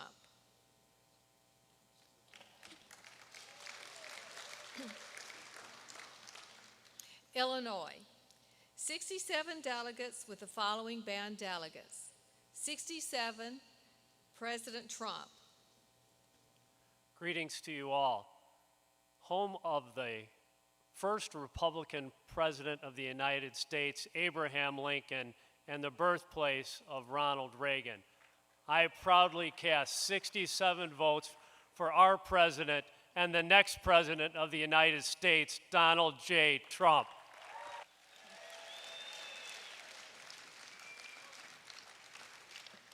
Pursuant to the announcement of the delegation and the rules and the procedures of this convention, Illinois cast 67 votes for President Trump. Indiana.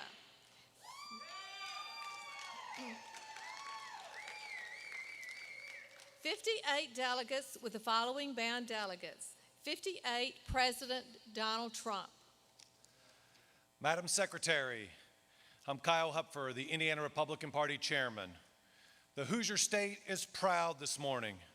Proud on the day after the 104th running of the Indianapolis 500 to be the global capital of racing.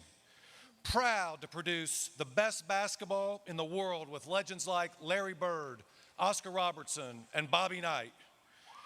Proud to have one of the strongest and most popular state leaders in the country in our governor, Eric Holcomb. Proud that Indiana was first on the board in 2016 for our president, Donald J. Trump. But what we are most proud of today is that Indiana's own Michael R. Pence has been nominated as Vice President of the United States of America. This November, Indiana will once again be the first state called to keep the Trump-Pence administration in the White House for 4 more years. Indiana is proud to cast all of our 58 votes to keep America great again by unanimously supporting Donald J. Trump for President of the United States of America.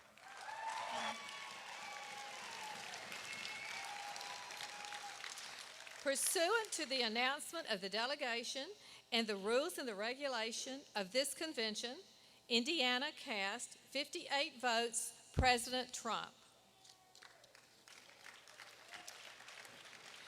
Iowa, 40 delegates with the following bound delegates. 40 for President Trump. Thank you, Madam Secretary. Mr. President, first of all, on behalf of all Iowans, our deepest sympathies and condolences to you and the First family for the loss of your brother, Robert. May his memory be eternal, sir. As you know, Iowa on August 10th experienced a devastating derecho storm, but Iowans are resilient. We thank you and our representatives for the swift, decisive, and continued action, which was done in record speed. Mr. President, I'm a CEO and entrepreneur. On election night in 2016, I had 400 employees. Today, we have almost 4,000. Thanks to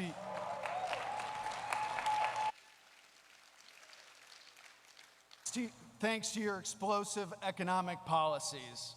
In short, sir, you're crushing it.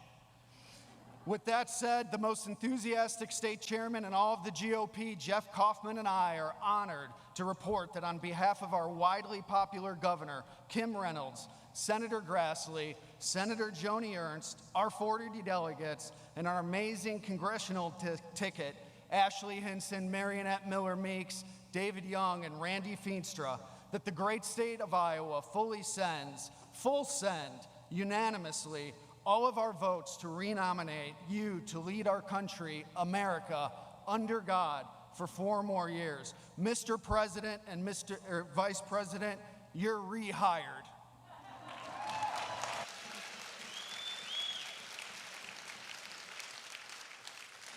Pursuant to the announcement of the delegation and the rules and the procedures of this convention, Iowa cast 40 votes, President Trump.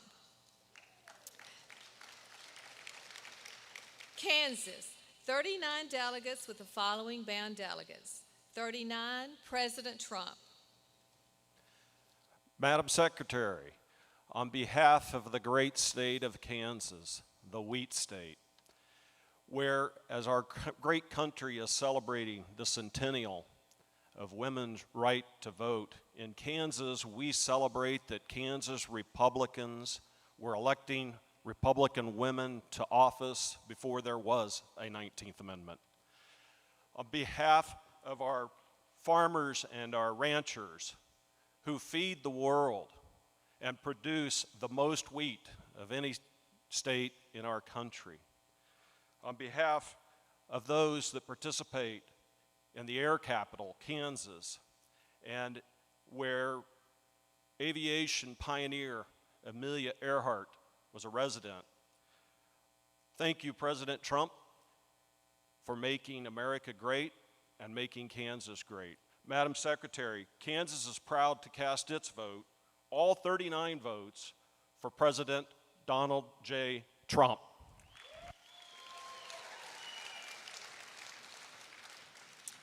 Pursuant to the announcement of the delegation and the rules and procedures of the convention, Kansas cast 39 votes, President Trump.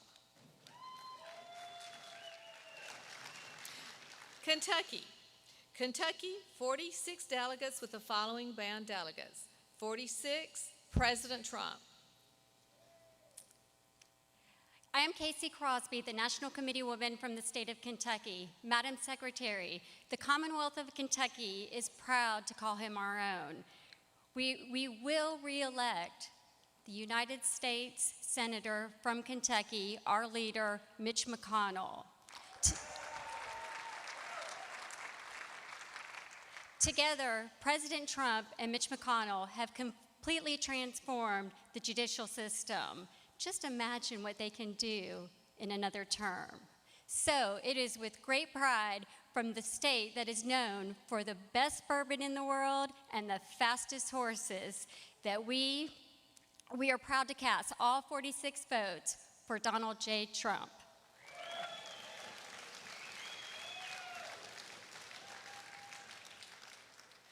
Pursuant to the announcement of the delegation and the rules and the procedures of the convention, Kentucky cast 46 votes, President Trump. Louisiana, 46 delegates with the following bound delegates. 46 for President Trump. Madam Chairman, I'm Ross Little Jr. of Louisiana, home of America's national champion football team, also home of our great oil and gas industry, who has been freed up from silly regulations by President Trump, but where Joe Biden would put us under the yoke of bondage once again. Louisiana, also the home of thousands of hunters across our state, where Joe Biden would threaten with taking away guns and ammo.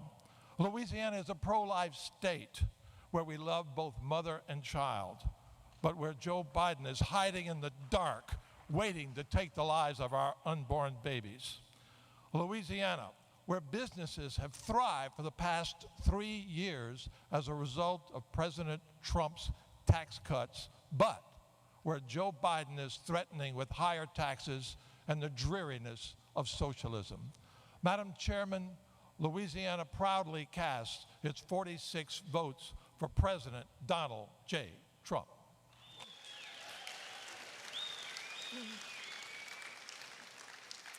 Pursuant to the announcement of this delegation and the rules and procedures of the convention, Louisiana cast 46 votes, President Trump.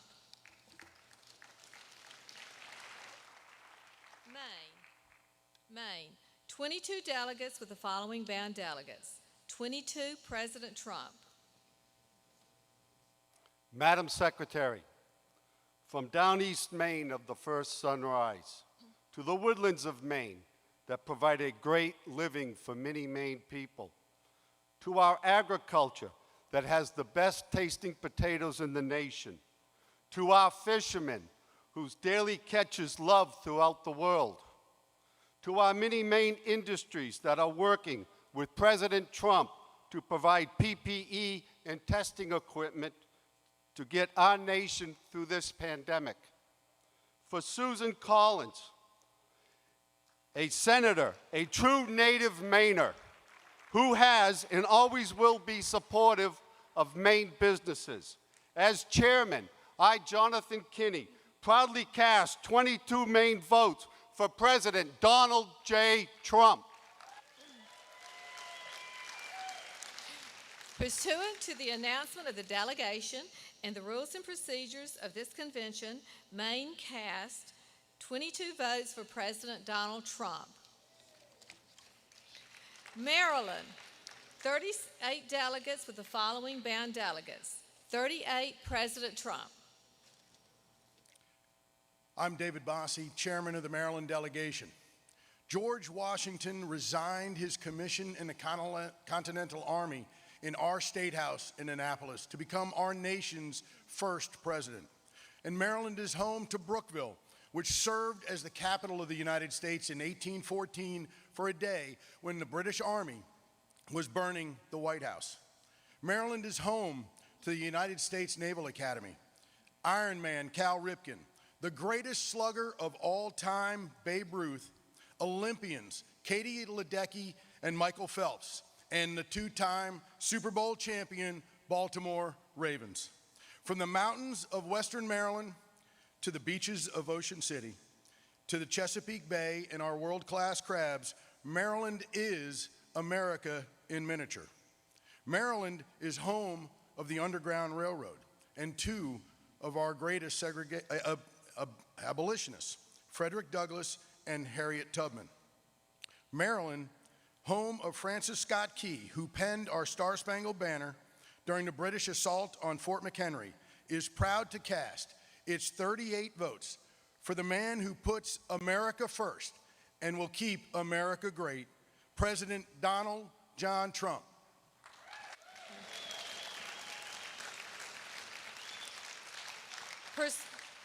Pursuant to the announcement of the delegation and the rules and the procedures of this convention, Maryland cast 38 votes, President Trump. Massachusetts, 41 delegates with the following bound delegates. 41, President Trump.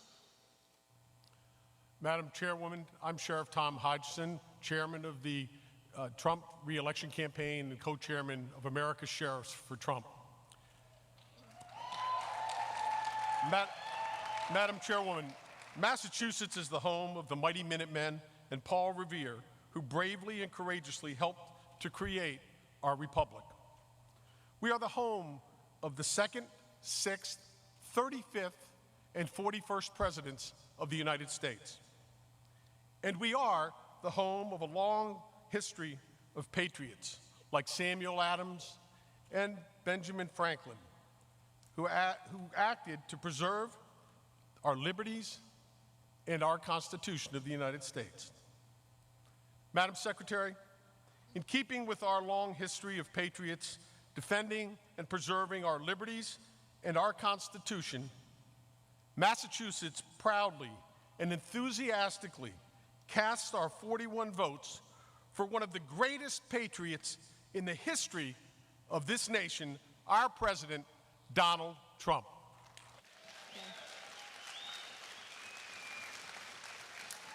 Pursuant to the announcement of the delegation and the rules and the procedures of the convention, Massachusetts cast 41 votes, President Trump. Michigan, 73 delegates with the following bound delegates. 73, President Trump. Madam Secretary, I'm Laura Cox, chairman of the nation's oldest Republican Party. Michigan put the world on wheels, the heart of the arsenal of democracy, and Jackson, Michigan is the birthplace of the Republican Party. We are the proud home state of President Gerald R. Ford, Secretary Betsy DeVos, and Secretary Ben Carson. And let's not forget, we are the home state of the most awesome Republican Party chair, Ronna McDaniel. Ronna shocked the world in 2016 when she flipped Michigan to red for President Donald J. Trump. And make no mistake, this year, Michigan is going to stay red for President Donald J. Trump, and we're going to put John James in the U.S. Senate. Madam Secretary, Michigan, the Great Lakes state, is going to cast all 73 votes for President Donald J. Trump.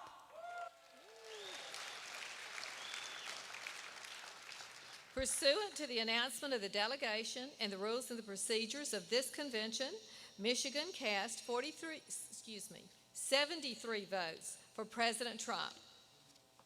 Minnesota, 39 delegates with the following bound delegates. 39, President Trump.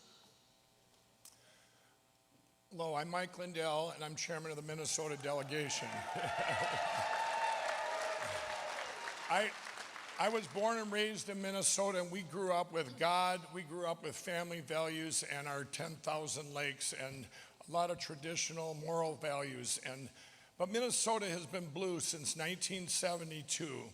This actually made us in Minnesota feel like the song Bluer Than Blue, very sad. This year, the terrible Democratic leadership in Minnesota made some of the worst decisions in history. This manifested into destruction of so much of my great state and country. With Democratic leadership being exposed for what it is, and President Trump's great pragmatic leadership, we will win Minnesota. Traditional Democrats are flipping in Minnesota, and now they are Democrats for Trump. Just this week, the polls are now even in Minnesota.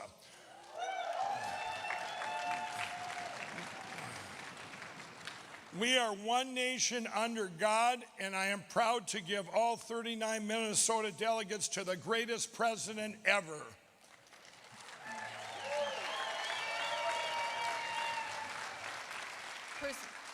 Pursuant to the announcement of the delegation and the rules and procedures of this convention, Minnesota cast 39 votes for President Donald Trump. Mississippi, 40 delegates with the following bound delegates. 40, President Trump. I'm Lucian Smith, the chairman of the Mississippi Republican Party. On behalf of our delegation chairman, Governor Tate Reeves, who cannot be here today because he's returned to the state to prepare as storms gather in the Gulf of Mexico, the great state of Mississippi, the birthplace of B.B. King and Elvis Presley, of William Faulkner, Eudora Welty, and Richard Wright, the state where the first heart transplant and first lung transplants in the world took place, the state where the rockets that will propel man to Mars and beyond are perfected at Stennis Space Center, and the state that this November will overwhelmingly vote to re-elect our president and return Cindy Hyde-Smith to the Senate, proudly cast 40 votes to nominate Donald J. Trump for president. Pursuant to the announcement of this delegation and the rules and the procedures of this convention, Mississippi cast 40 votes, President Trump. Missouri, 54 delegates with the following bound delegates. 54, President Trump. Madam Secretary, beautiful Missouri, home of mighty, historic rivers, fertile plains, and rolling hills, where agriculture is our #1 industry. The gateway of the West, the Cave State, the home of the Pony Express and the Santa Fe Trail, and the home of the reigning Super Bowl champs, the Kansas City Chiefs, and the home of the 2019 Stanley Cup champs, the St. Louis Blues. With our 2 outstanding United States Senators, Roy Blunt and Josh Hawley, and our outstanding Governor, Mike Parson, beautiful Missouri is proud to cast its 54 votes for President Donald J. Trump.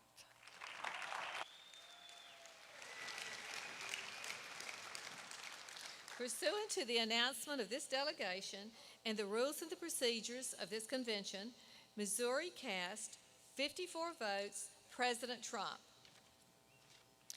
Montana, 27 delegates with the following bound delegates. 27, President Trump. Madam Secretary, my name is Don Kaltschmidt. I come from the great state of Montana. It's often been called the Big Sky Country, the Treasure State, and the last best place. But currently, we are affectionately calling it Trump-tana.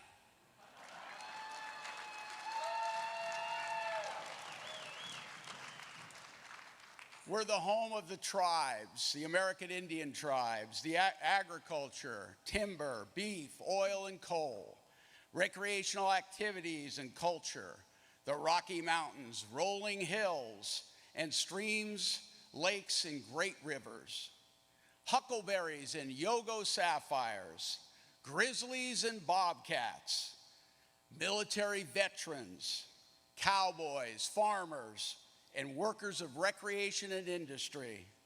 We fish, we hunt, we boat, and we have at least 5 guns in every home.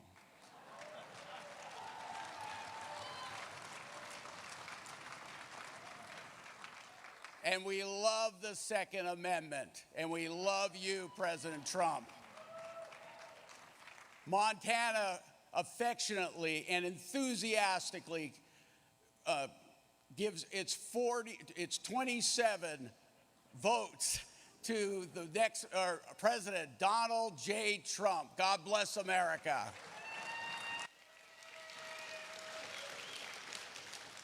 Pursuant to the announcement of the delegation and the rules and procedures of this convention, Montana cast 27 votes, President Trump. Nebraska, 36 delegates with the following bound delegates. 36, President Trump. Madam Secretary, great to be here with you today. I'm Dan Welch, Chairman of the Nebraska Republican Party. Nebraska is the Cornhusker State. We're the big red state and home to some of the greatest people in the world. I'm joined by some of those people, National Committee man J.L. Spray, National Committee woman Lydia Brosh. I'm also with delegates, fellow delegates, Cindy Allen, Ron Schmidt, and Teresa Thibodeau. On behalf of them, great Nebraska Republicans, our great governor, Pete Ricketts, and my little Republicans at home, Wyatt and Barrett Welch, 3 and 4 years old, we're doing this for them and their future. I cast 36 votes for the current and next president of the United States of America, Donald J. Trump.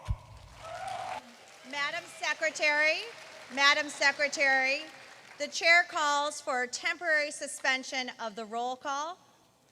The chair recognizes Governor Scott Walker from the state of Wisconsin.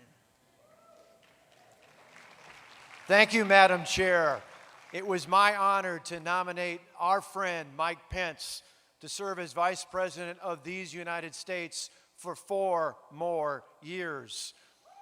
While Joe Biden has outsourced his agenda to the radical left, including Senator Harris, whose voting record, according to Newsweek, is actually more liberal than Bernie Sanders. That's right, Joe Biden's running mate is actually to the left of a self-identified socialist. Meanwhile, Mike Pence, a successful governor from America's heartland, is the perfect partner for our president as they take on the Washington establishment, an establishment that Joe Biden's been a part of for nearly 50 years.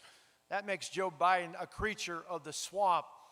Mike Pence is helping Donald Trump drain that swamp, and we need them there for 4 more years.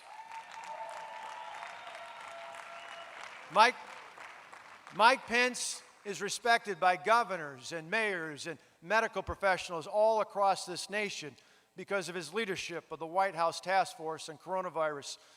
Mike Pence helped the people of Indiana see their tax relief as governor, and now as vice president, he's helped our president, Donald Trump, pass one of the largest tax cuts in American history, a tax cut that helps nearly every taxpayer in this country, a tax cut that Joe Biden wants to repeal.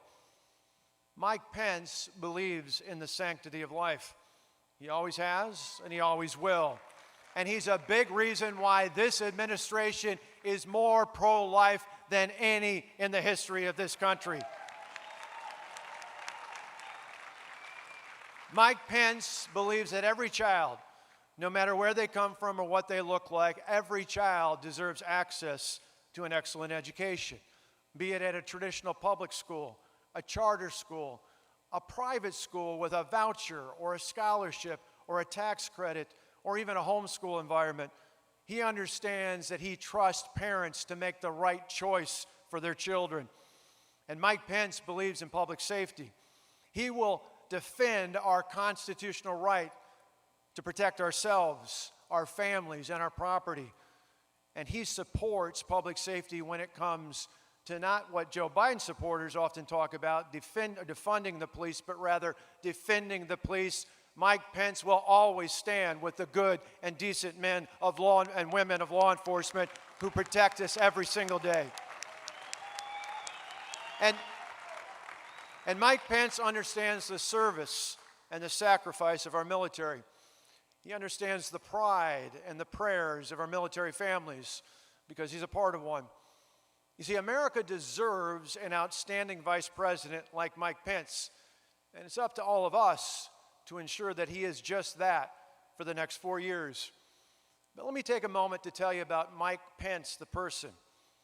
While he respects others' traditions, Mike is guided by his Christian faith. He loves our Lord, and he loves all who are created in God's image. His faith brought him together with his wonderful wife, Karen, who was an outstanding First Lady in Indiana and who will continue to be an exceptional Second Lady for the United States of America.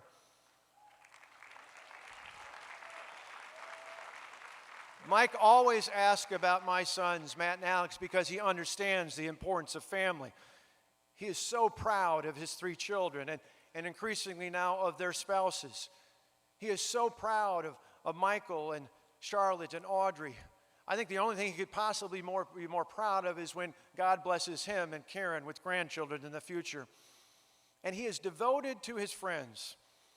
I remember in the past when he called to see how my mother was doing, I told him that I was standing with her in the emergency room.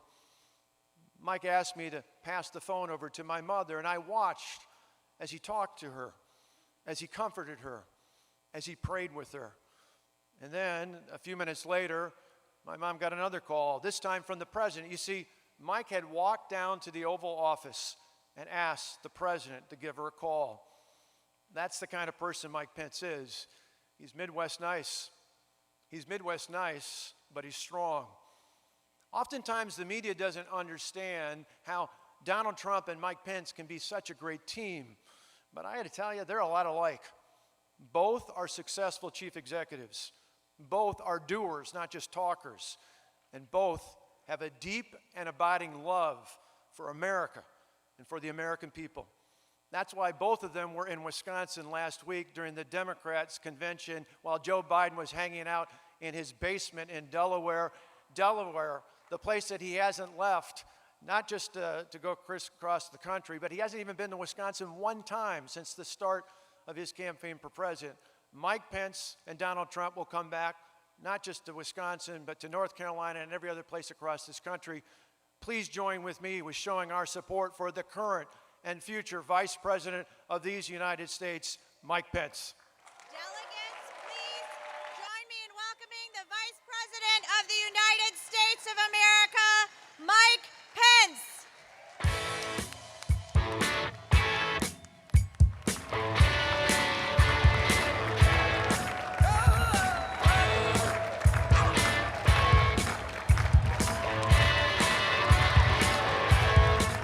There she stood in the street, smiling from my head to her feet.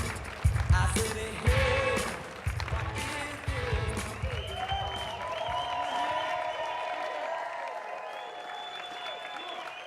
Well, hello, Charlotte.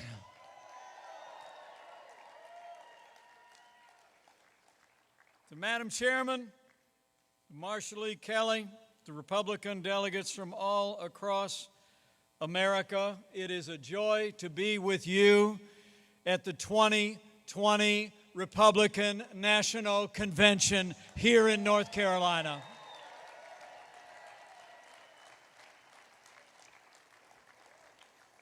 And I want to thank you all for that warm welcome. But I also want to thank a great friend of mine who was a great leader in the state of Wisconsin and is one of the great conservative voices in our party today. Would you join me in thanking Governor Scott Walker for those wonderful and gracious words?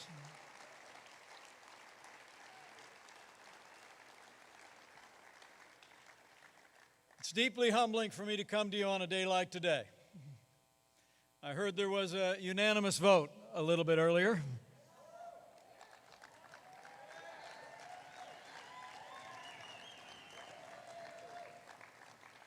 And I'll have more to say about that at Fort McHenry on Wednesday night. But let me just say, a moment like this in my life, I just can't help but think of those ancient words. Who am I? And who is my family that you've brought us this far? And I want to thank you for the honor of this day.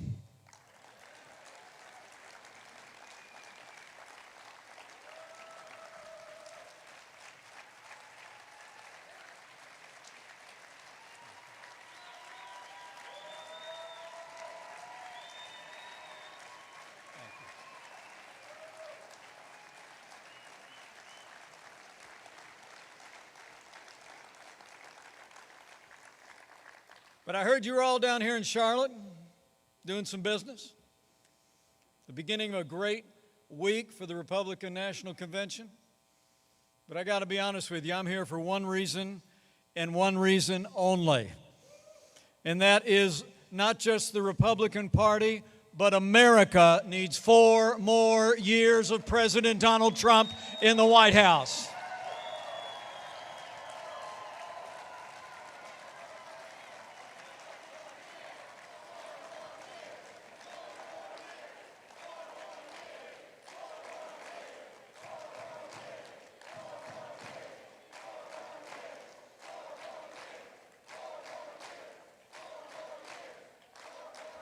It was 4 years ago that all of you gathered here made it possible for America to have a fresh start. You knew we could be strong again. You knew we could be prosperous again. You knew we could have a president who put America first again, and in 2016 you elected President Donald Trump to the White House. And think of all we've done. We revived this economy through cutting taxes, rolling back regulations, unleashing American energy, and fighting for free and fair trade. And after years of budget cuts, this president rebuilt our military. We restored the arsenal of democracy, and we're once again giving our soldiers, sailors, airmen, Marines and Space Force the resources that they need to defend this nation every day.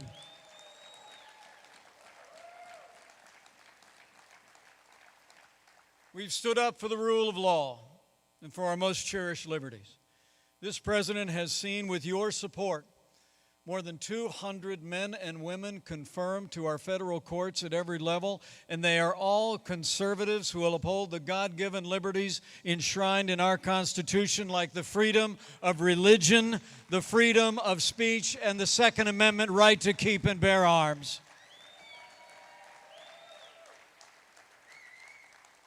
And I couldn't be more proud to be vice president to a president who stands without apology for the sanctity of human life.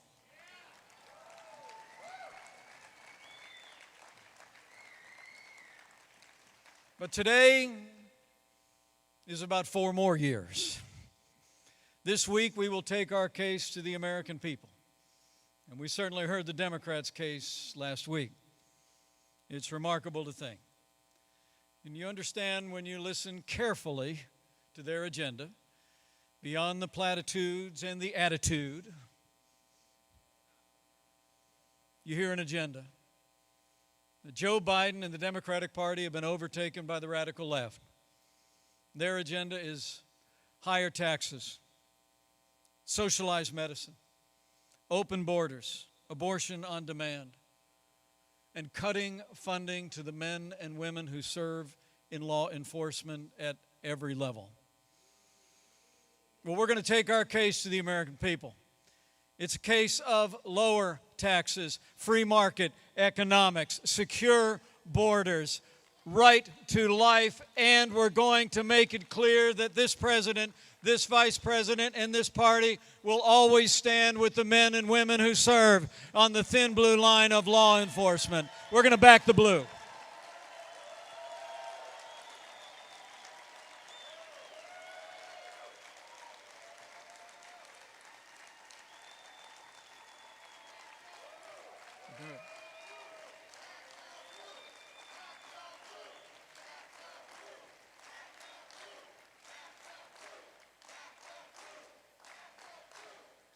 You know, I don't have to tell you here at the Republican National Convention, the choice in this election has never been clearer, and the stakes have never been higher. And we'll be taking our case to the American people this week, but it'll be you and the millions of Americans involved in our party in every state and territory of this nation who will be carrying that message to the phone lines and to the front doorsteps of the American people. And it's the reason why I wanted to be here today.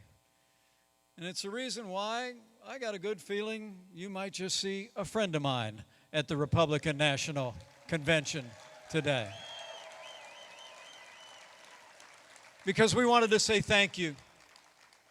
We wanted to say thank you for all the work that you have done and all the work that you will continue to do on the days ahead. In the car on the way here after I landed in Charlotte, I was on the phone with more than 5,000 volunteers all across America. We're going to be getting people together in your state and in every state and territory across this land.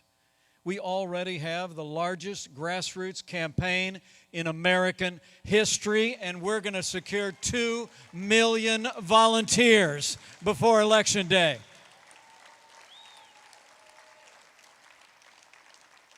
As it really is about re-electing this president for 4 more years, but it's also about an agenda. It's about an agenda that made America prosperous, more prosperous than ever before this great global pandemic struck our nation. More Americans were working than ever before. We were setting records in this economy left and right. And in the midst of this pandemic, as I'll speak about Wednesday night, the leadership of this president and the compassion of the American people shone forth.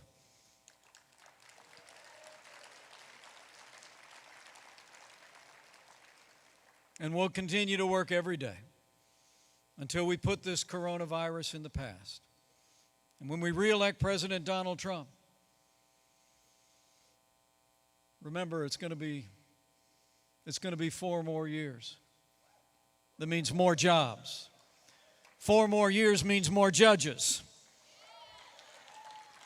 4 more years means more support for our troops and our cops.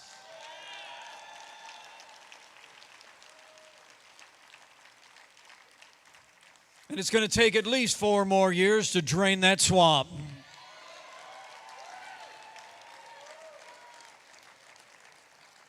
So, men and women of the Republican National Convention, it's on.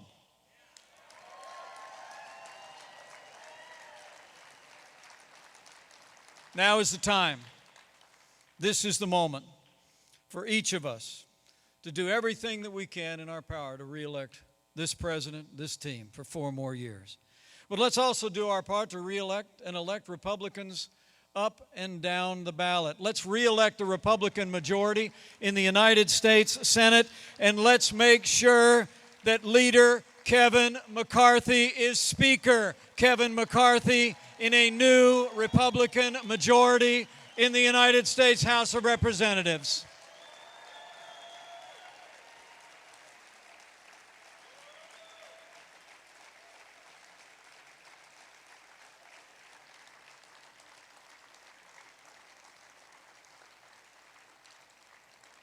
So we've all got work to do, and I know you're up to the task.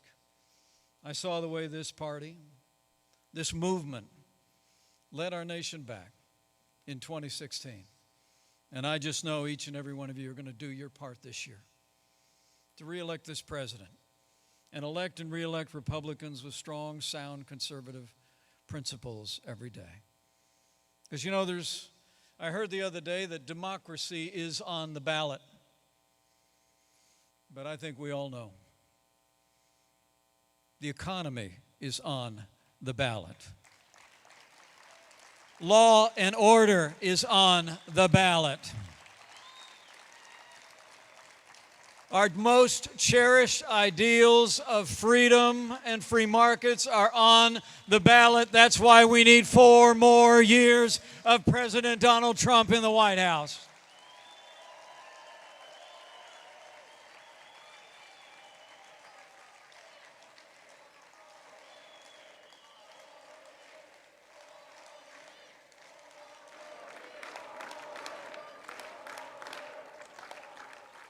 So I'm going to slip away because I have a feeling somebody else will be here before too long. And as I said, I'll have more to say about the action that you took today come Wednesday night at Fort McHenry. But I mean to tell you, it's the greatest honor of my life to be your vice president. And I'm going to work my heart out to be your vice president for 4 more years.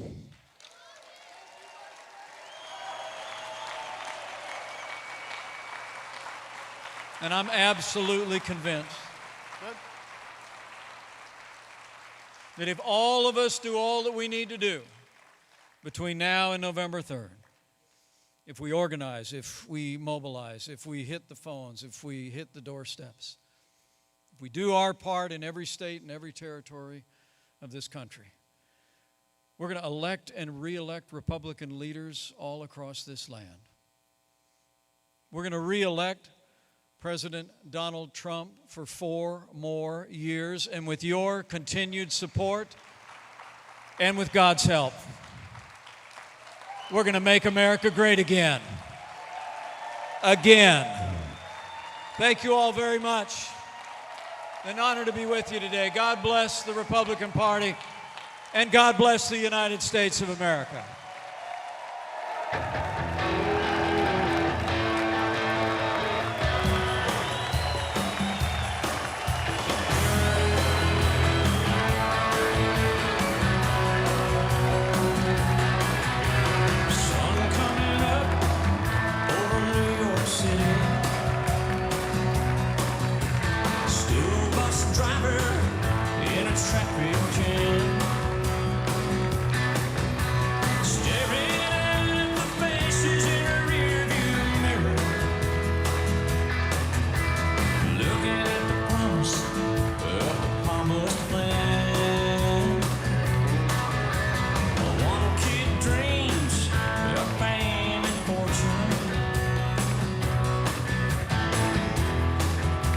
Keep him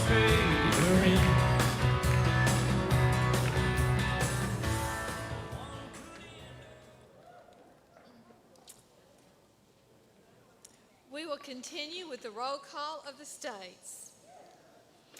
And pursuant to the announcement of the delegation and the rules and procedures of this convention, Nebraska cast 36 votes for President Donald Trump.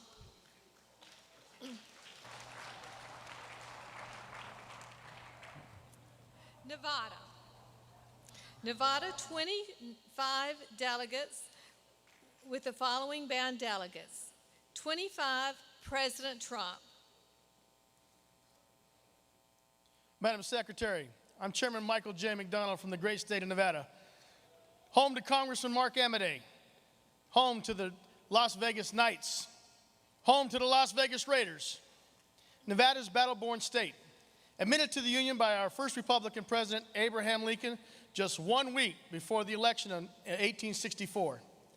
From the energy of Las Vegas, across the Great Basin to the majestic Sierra, crowned by the jewel of Lake Tahoe, Nevada is truly a land blessed by God, and we are privileged to call it home. All 47 members of our delegation worked hard and sacrificed to become elected, to come to North Carolina to re-elect our president. But due to the restrictions, they cannot be with us. Although they are not in this room, they are here in spirit, and they fully support our great president. So on behalf of our National Committeewoman, Michelle Fiore, our National Committeeman, Jim DeGraffenreid, the state of Nevada proudly cast all 25 votes for the re-election of Donald J. Trump as President of the United States.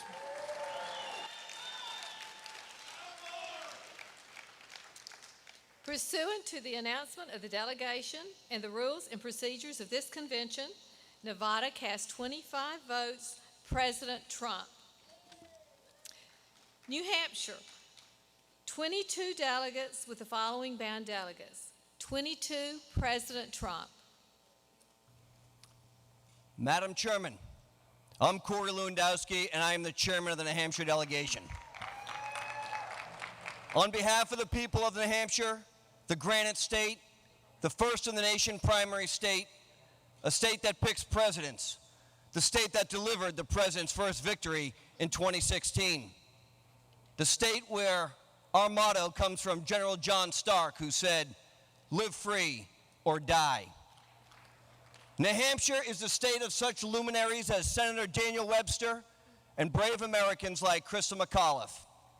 We are home to the first American in space, Alan Shepard, and Baseball Hall of Famer Carlton Fisk, whose game-winning home run in the 1975 World Series is remembered as one of the greatest moments in sports history.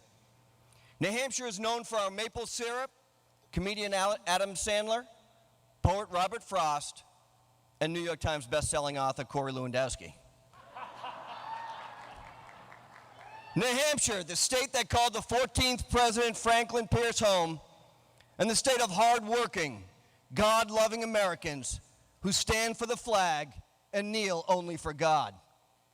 Madam Chairman, I hereby cast all 22 delegates to my friend and the President of the United States, Donald John Trump.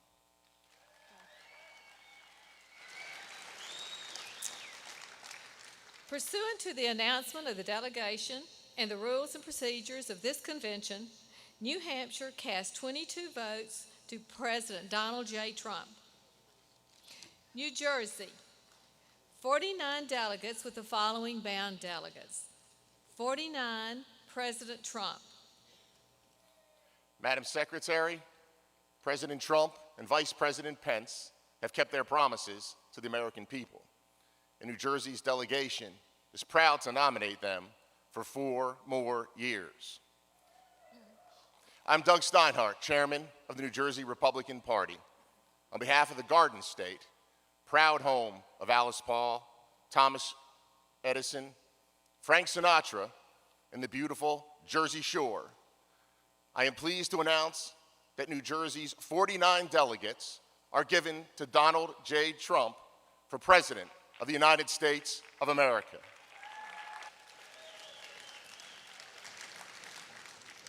Pursuant to the announcement of the delegation and the rules and procedures of the convention, New Jersey cast 49 votes for President Trump. New Mexico, 22 delegates with the following bound delegates. 22, President Trump. Madam Chair, on behalf of the good people of the state of New Mexico, a land of blue skies, limitless horizons, and unending vistas, a land where faith, freedom, and family dominate our values. We all saw Mr. Trump come down that escalator, and he gave voice to the fears and anguish that we all felt for this country. And then he began to speak words of strength and purpose, words like courage and liberty, prosperity, truth, hope, and life. And we saw him begin to rebuild this country. And then we saw that rebuilding interrupted by the COVID-19. So now we have a choice to continue the rebuilding, the revival, the renewing of this great land. New Mexico is proud to vote for that renewal, that revival, by casting its 22 votes for Donald J. Trump, the next president of the United States of America.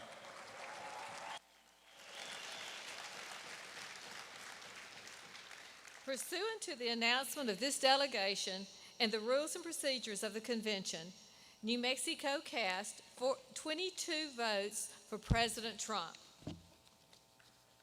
New York, 94 delegates with the following bound delegates. 94, President Trump. Hello, my name is Nick Langworthy. I'm proud to serve as chairman of the New York Republican Party. New York is the proud birthplace of our great president, Donald J. Trump. It is where he raised his family, where he built his business. Our president embodies what it means to be New York tough. And when New York was facing some of its darkest hours a few months ago, our president stepped up and delivered for the people of the state of New York.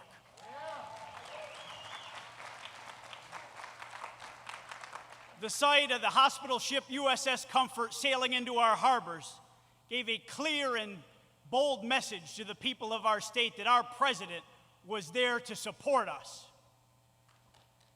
Even our governor, Andrew Cuomo, congratulated him and thanked him for that tremendous support. And it was a terrible shame last week when that same governor went to his party's convention and lied about our president's leadership in this crisis. But New York is what's in turmoil, from our bloated budget deficits to our economy in free fall. We have crime ravaging our streets.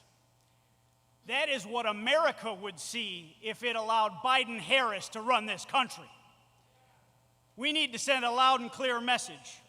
New York is proud to stand up and say, thank you, Mr. President, for your leadership for New York. Thank you for keeping fighting for us with that true New York grit. We have your back, and we are proud to cast our 94 delegate votes for our president, Donald J. Trump.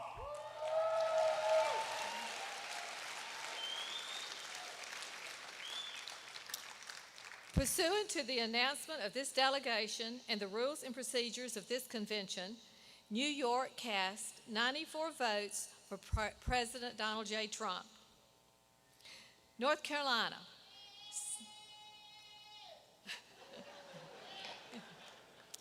71 delegates with the following bound delegates. 71, President Trump. History is made in North Carolina with our first settlements in the late 1580s and as one of the original 13 colonies.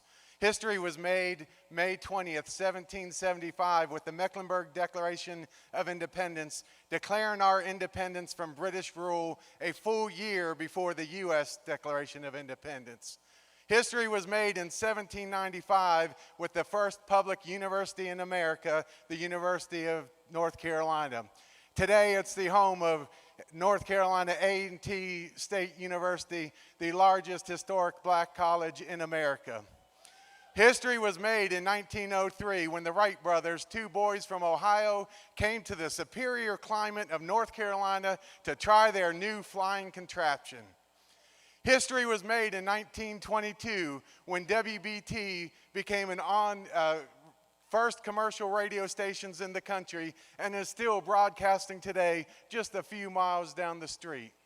History was made in 2010 when, for the first time since the Civil War, Republicans won the control of both the North Carolina House and Senate. And while they inherited close to $6 billion in debt and budget deficits from the Democrats, they quickly turned that into an $11 billion surplus while passing the largest tax cut in North Carolina history. The Carolina comeback is real, and it continues, and it will get better when we elect Dan Forest as our next governor, and we return Senator Thom Tillis to the Senate. And history will be made in 2020 when North Carolina leads the nation in re-electing President Donald J. Trump. North Carolina proudly cast all 71 votes for President Trump.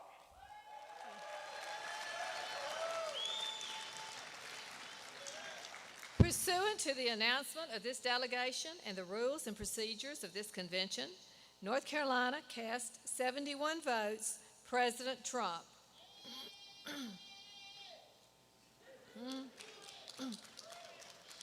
North Dakota, 29 delegates with the following bound delegates. 29, President Trump. Madam Secretary, my name is John Trandom, Chairman of the North Dakota delegation. North Dakota is home to the biggest Republican in this room, outgoing National Committee woman Sandy Beeler. We're thankful for her service. North Dakota is the safest state in the nation because we respect life, because we value family as the cornerstone of our society, because we support private enterprise, because we exercise our Second Amendment rights, because we stand for our flag, for our military, for our police, and because we prayerfully support our president and vice president.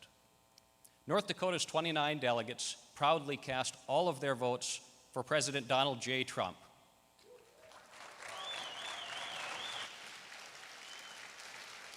Pursuant to the announcement of the delegation and the rules of the procedures of the convention, North Dakota cast 29 votes for President Donald Trump. The Northern Mariana Islands, 9 delegates with the following bound delegates. 9 for President Trump. Hafaday from the Commonwealth of the Northern Mariana Islands, the only territory with a Republican governor and a Republican majority in our legislature. In early March of 2016, Governor Torres proudly endorsed Donald J. Trump for president, becoming the only territory governor to do so and the 3rd governor nationwide.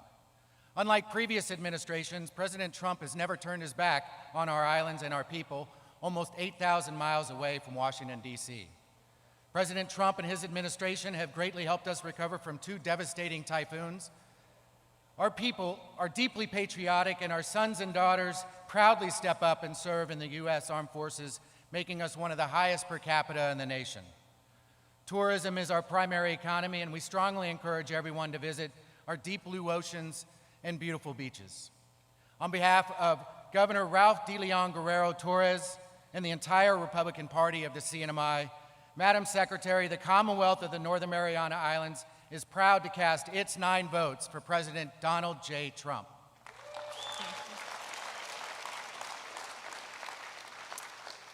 Pursuant to the announcement of this delegation and the rules and procedures of this convention, Northern Mariana Islands cast 9 votes President Trump. Ohio, 82 delegates with the following bound delegates. 82, President Trump. Madam Secretary, I stand for the state of Ohio.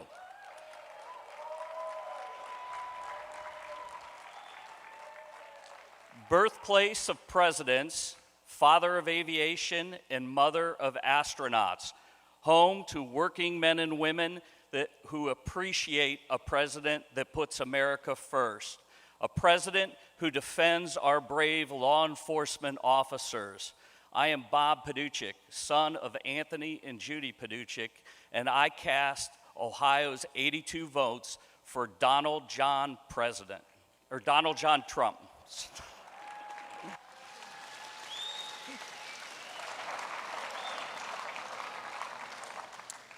Pursuant to the announcement of the delegation and the rules and procedures of this convention, Ohio cast 82 votes for President Trump.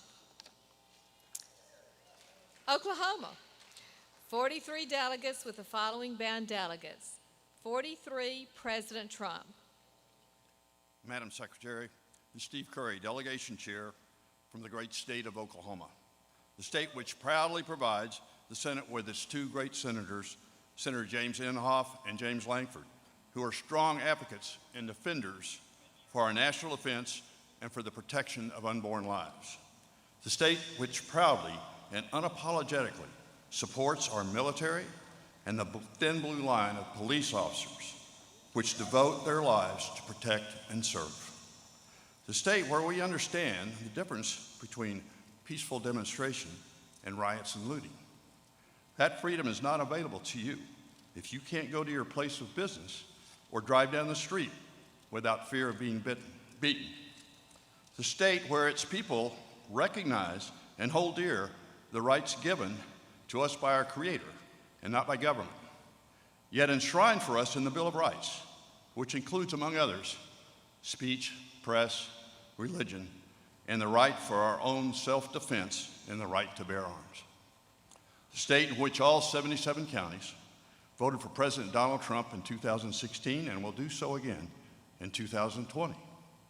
Madam Secretary, our Chairman, David McClain, along with our National Committeewoman, Carolyn McClarty, Delegates Pam Pollard and Charlie Potts, and the rest of our entire delegation, cast its 43 votes for the current and next President of the United States, Donald J. Trump.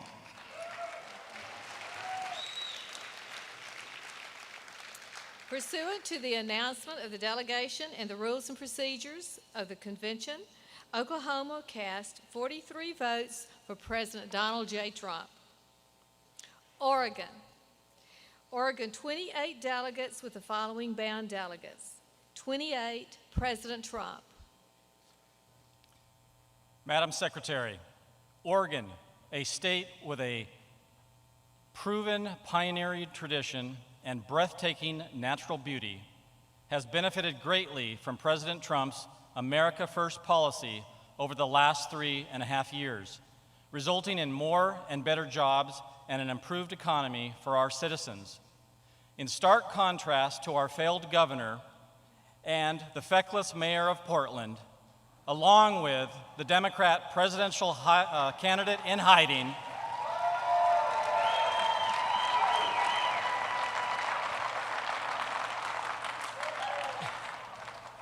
President Trump has stood up to the violent thugs and denounced those who seek to destabilize our state with anarchy and destruction, giving us hope that we can make Oregon safe again. And even though COVID-19 has reduced the size of this convention, it has not reduced our enthusiasm for renominating President Trump and Vice President Pence for 4 more years. The Oregon delegation believes that the best is yet to come and is therefore proud to cast all 28 of our votes for President Donald J. Trump.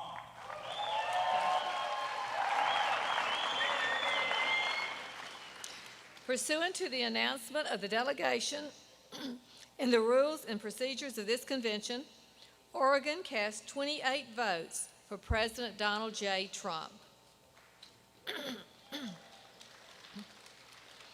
Pennsylvania, 88 delegates with the following bound delegates. 88, President Trump. Madam Secretary, I'm Lou Barletta, Chairman of the Pennsylvania delegation. I'm honored to represent the great Commonwealth of Pennsylvania, also known as the Keystone State. As one of the first members of Congress to endorse then-candidate Donald Trump, Pennsylvania was the keystone that put Donald J. Trump in the White House with its electoral votes at 2 a.m. on election night, and we will do that again in 2020. I'm proud to cast Pennsylvania's 88 votes for the president that will make sure that we kneel when we pray and we stand for the flag, President Donald J. Trump.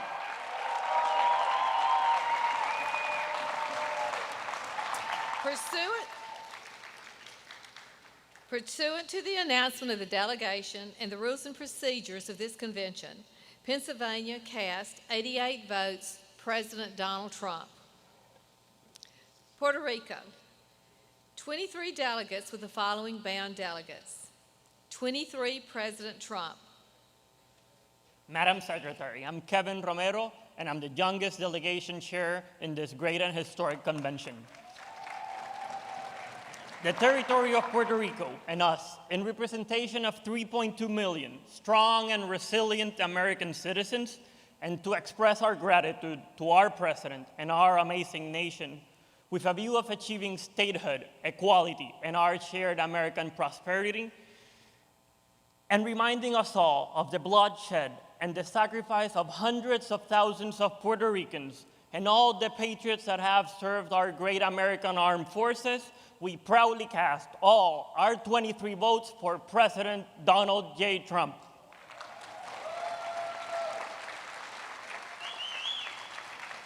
Pursuant to the announcement of the delegation and the rules and procedures of this convention, Puerto Rico cast 23 votes, President Donald Trump. Rhode Island, 19 delegates with the following bound delegates. 19, President Trump.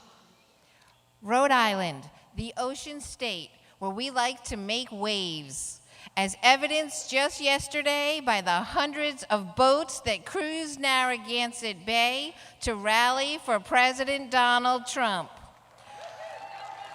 We have a long history of being rebels, from our founding on the basis of religious freedom to the independent man standing atop our state house. As the minority party in the smallest state, we carry on the tradition by standing up to the tyranny of 8 decades of one-party rule. We put forth common sense policies to help everyday Rhode Islanders who love coffee, milk, and doughboys, dip their clam cakes in chowder, celebrate the nation's oldest 4th of July parade, cherish our memories of Rocky Point, light the water on fire, and yes, we eat a lot of calamari Rhode Island style. We believe in promises made and promises kept, and we know that the best is yet to come. So the biggest little delegation of the state of Rhode Island proudly stands united to cast our 19 votes for President Donald J. Trump.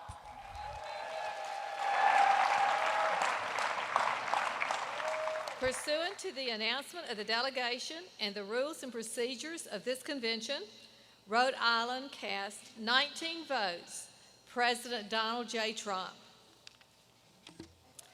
South Carolina, 50 delegates,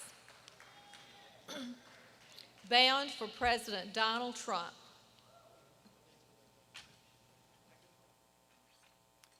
Madam Secretary, I'm Henry McMaster, delegate and governor of the great state of South Carolina, where my wife Peggy and I are proud owners of 2 of Mike Lindell's pillars. South Carolina is also the home of the first in the South Republican primary, presidential primary. We were settled in 1670, and if Donald Trump had been around then, we'd have voted for him then. So today we proudly and happily cast all 50 of our votes for President of the United States, Donald J. Trump. Thank you.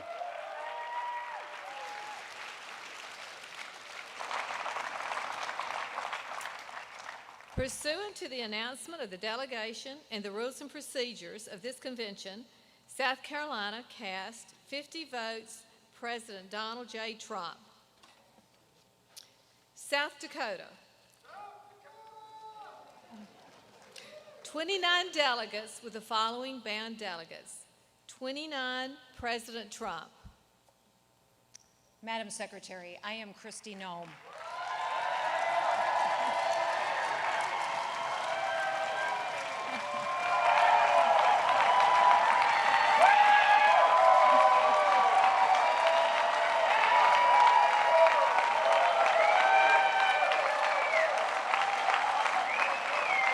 and I am proud to be the first female governor of the great state of South Dakota.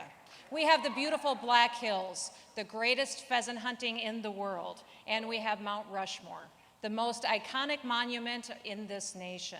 And it is honoring leaders that led this nation through challenging times.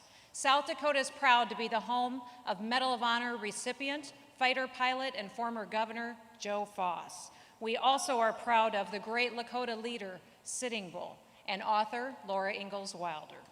In South Dakota, under God, the people rule. Our government respects people's rights. We love our freedoms, and we honor the men and women who have come before us to build this great nation. We are grateful to President Trump for bringing fireworks back to Mount Rushmore. He's brought jobs to our towns, and he puts America first each and every day. On behalf of South Dakota's 29 delegates, I proudly cast all of our votes for the President of the United States, Donald J. Trump. South Dakota cast 29 delegates for Donald J. Trump. Madam Secretary, if there is no objection, the chair will call the next state to cast its vote. I will call on the great state of Florida to cast its vote for the Republican nominee for President of the United States. Thank you, Madam Chairwoman. Again, Joe Gruters, Chairman of the great state of Florida, home to over 21 million people, including our 45th President of the United States, Donald J. Trump. We're known as the Sunshine State. We have the best beaches in the world. They're second to none. We have a great economy, and we have no income tax. We believe in the great American comeback, and we believe there's one leader that will deliver us prosperity once again, that will defend the rule of law, and that will bring great things back to our country. Florida is home to America's #1 anti-communist freedom-fighting Senator Marco Rubio. We're home to America's #1 senator in terms of the economy and jobs, and who's making Washington work for us again, Senator Rick Scott. And we're home to America's favorite governor, Ron DeSantis, who signed the toughest sanctuary city ban in the entire country. And he welcomes over 1,000 people a day from failed leadership states like New York, including individuals like our new favorite son, Donald J. Trump.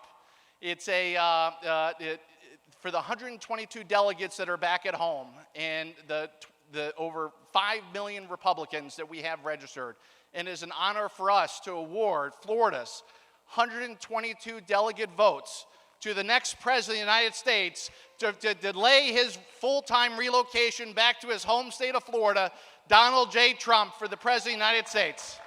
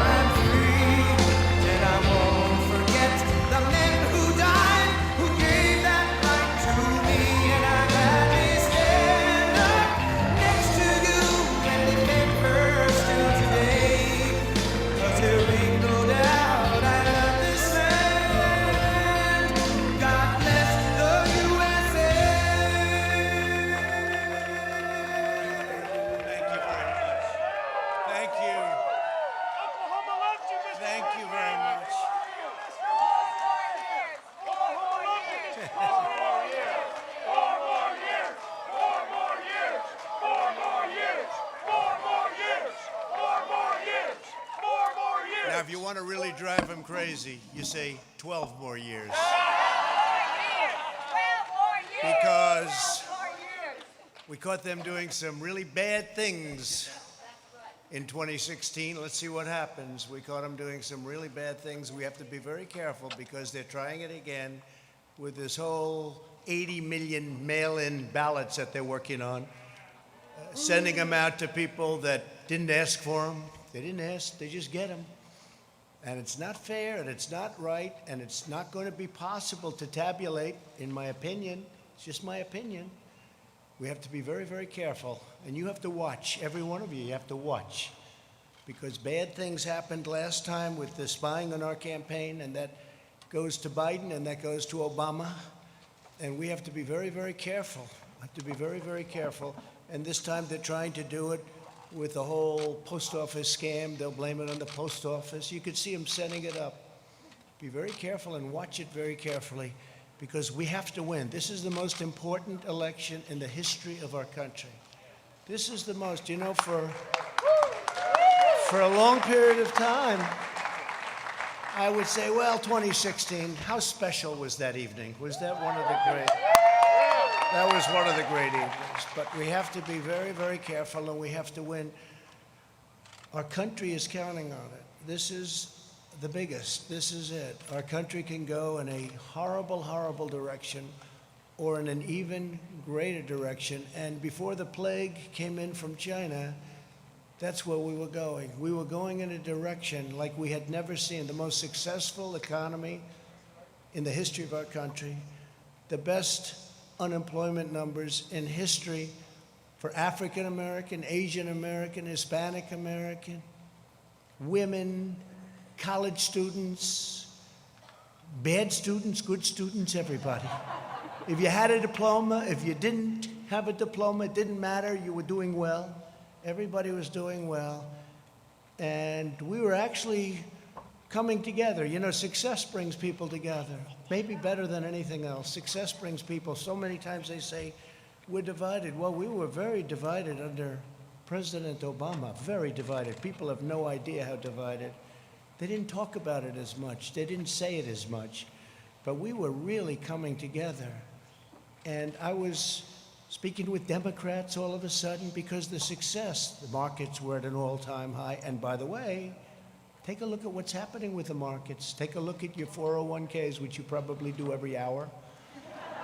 Take a look at your stocks. We're very close to breaking the record, and NASDAQ has already done it. You know, NASDAQ has broken the record, I think, 16 times already during a pandemic. Hopefully we'll call it the final phase of a pandemic. You know, Biden the other day said, no, he'd shut it down. He'd listen to some guy say, and he'd shut it down.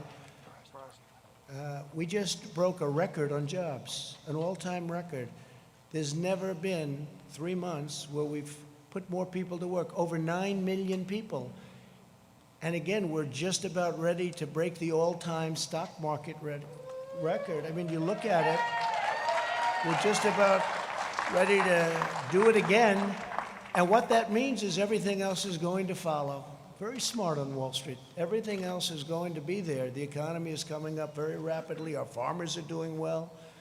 Our farmers are doing well because I got China to give them $28 billion because they were targeted by China. I got the farmers $28 billion, 16 and 12. That's why. So in spite of the pandemic, and our farmers did a great job in supplying food and all of the difficulties during this period of time, but we're getting ready to do things like nobody's ever seen before. But the best way to bring unity is success. Success brings unity, and we were there, and then we got hit with the plague. But we won't forget that. I just want to thank the people of North Carolina because, to be honest with you, I felt an obligation to be here. You have a governor who's in a total shutdown mood. I guarantee on November 4th, it'll all open up. It'll be fine, like most other states. On November 4th, you know, these Democrat governors, they love shutdown until after the election's over because they want to make our numbers look as bad as possible for the economy. But our numbers are looking so good. And frankly, I used to say a V, and people would say, well, maybe not. I don't think so. Some would say, no way. We have a super V. You're right. It's now looking like it's a super V. Our automobile numbers are incredible, both used cars and brand new cars. Our manufacturing numbers are incredible. We're putting a lot of manufacturing jobs to work that the previous administration said you'd need a magic wand. You'd need a magic wand for manufacturing jobs. I don't think so. I guess we had the magic wand, that's all. But we're putting them, again, we're putting them back, we're bringing them back. But think of your life just prior to the plague coming in. It was the best it's ever been. Your state had the best numbers they've ever had by far.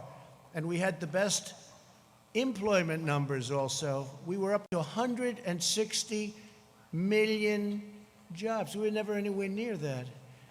And then we had to shut it down. We saved millions and millions of lives. We learned the enemy. We learned all about the invisible enemy, how it affects really people that are older, especially older people, the elderly, but older people with problems with heart, with diabetes, with other problems. And we learned, and most of the country is right now doing very, very well. They've done an incredible job. And to have a man sitting on television the other day say, oh, I'd shut it down. Oh, I'd shut it, like it's easy, shut it down. And by the way, when you shut it down, and we did the exact right thing, we shut it down, then we reopened, and that's what we're doing now. We're well into it. But if we didn't shut it down at that point, we would have had millions of people dead. Millions of people. You see the numbers. The job that Mike Pence and the task force and all of us together have done has been incredible, what we've done, what we've achieved. Whether it's ventilators, whether it's supplying equipment to governors that were totally ill-prepared. Many of the governors were totally ill-prepared. Nobody wants to say that, but it's supposed to work that way. Federalists, it's supposed to work that way. The governors are supposed to do it. Many of them did a fine job, and many of them came back well. But most of them didn't have the equipment that they should have had. Few of them had the ventilators, which are very, very complex machines and hard to make and hard to manufacture and expensive. And we're right now making thousands of ventilators a month, and we're sending them. We have all we can use.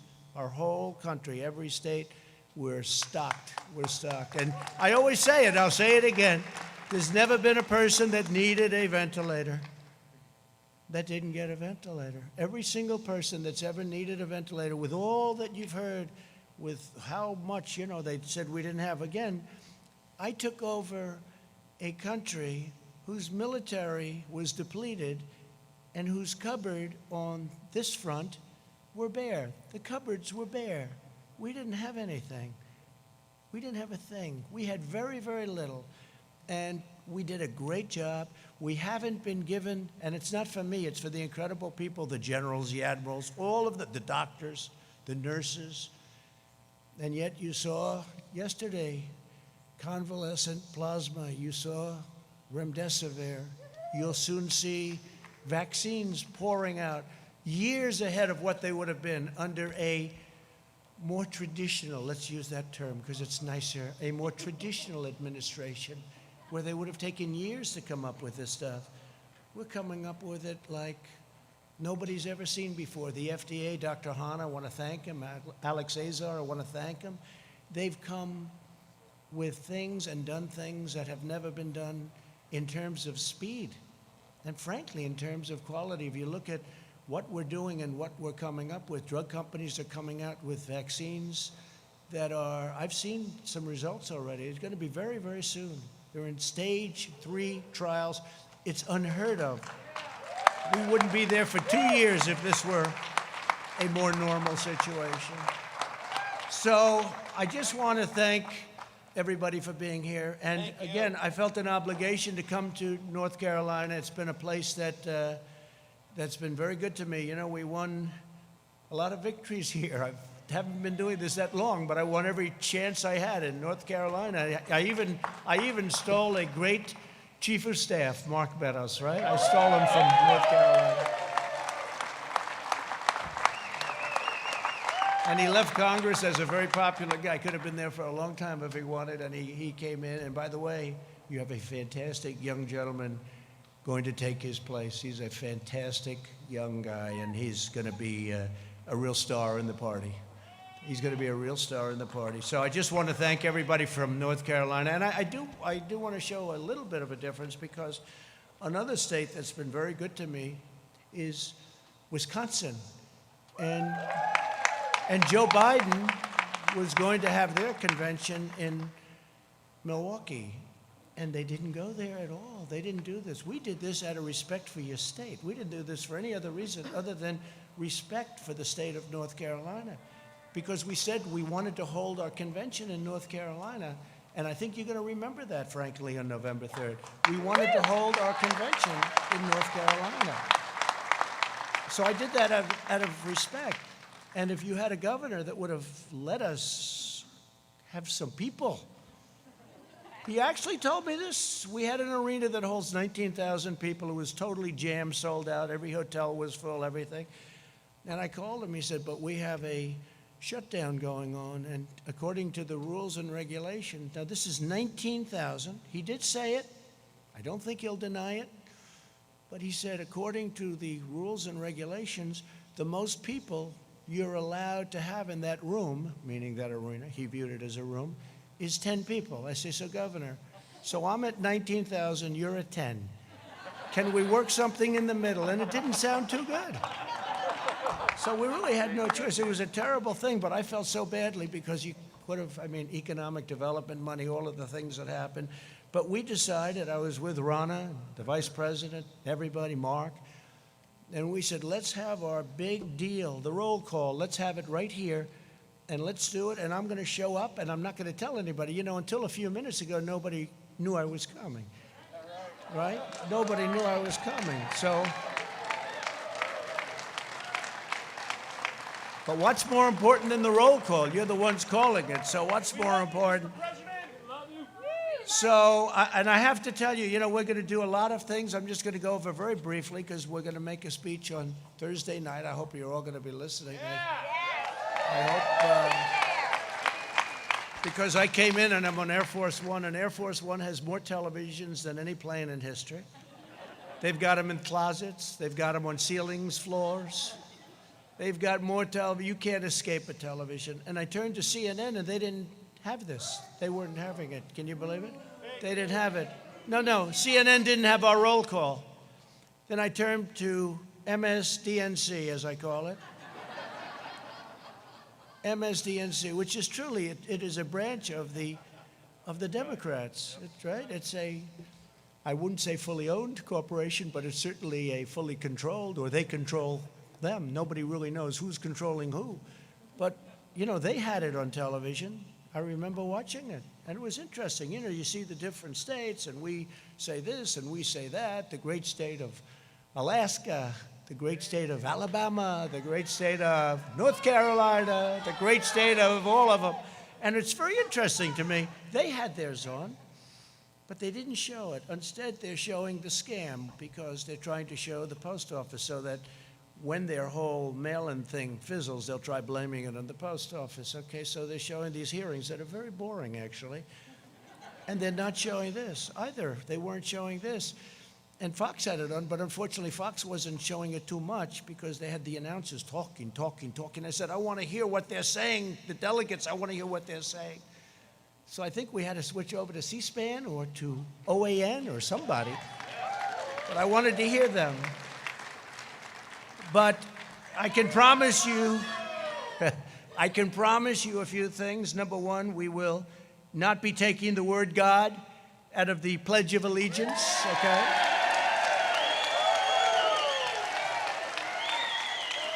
Like they did a number of times at their caucuses, so they took the word God out. I heard it. I was listening. I said, that's strange, you know, sort of weird. You've heard it all your life, right? Under God, under God. All of a sudden, those two words are missing. I said, oh, he must have made a mistake. He must have, maybe the teleprompter wasn't working, or his book wasn't working that I have right here. Something wasn't working. Must have made, but the problem was then the next day I heard it again. I said, that's not a mistake. That's pretty, and then they immediately went into a mode, no, we didn't mean that, no. We didn't say it for the convention. We didn't say it. No, that's where they're coming from. That's where they're coming from. You can say it or not say it. That is where they're coming from. Just like with energy, they don't want energy. Not working well in Texas, by the way. I just looked at a poll. And by the way, just came out that we have received 51% in the big and very important Rasmussen poll. And my numbers actually went up during the Democratic National Convention, 51%. So think of it. Think of it.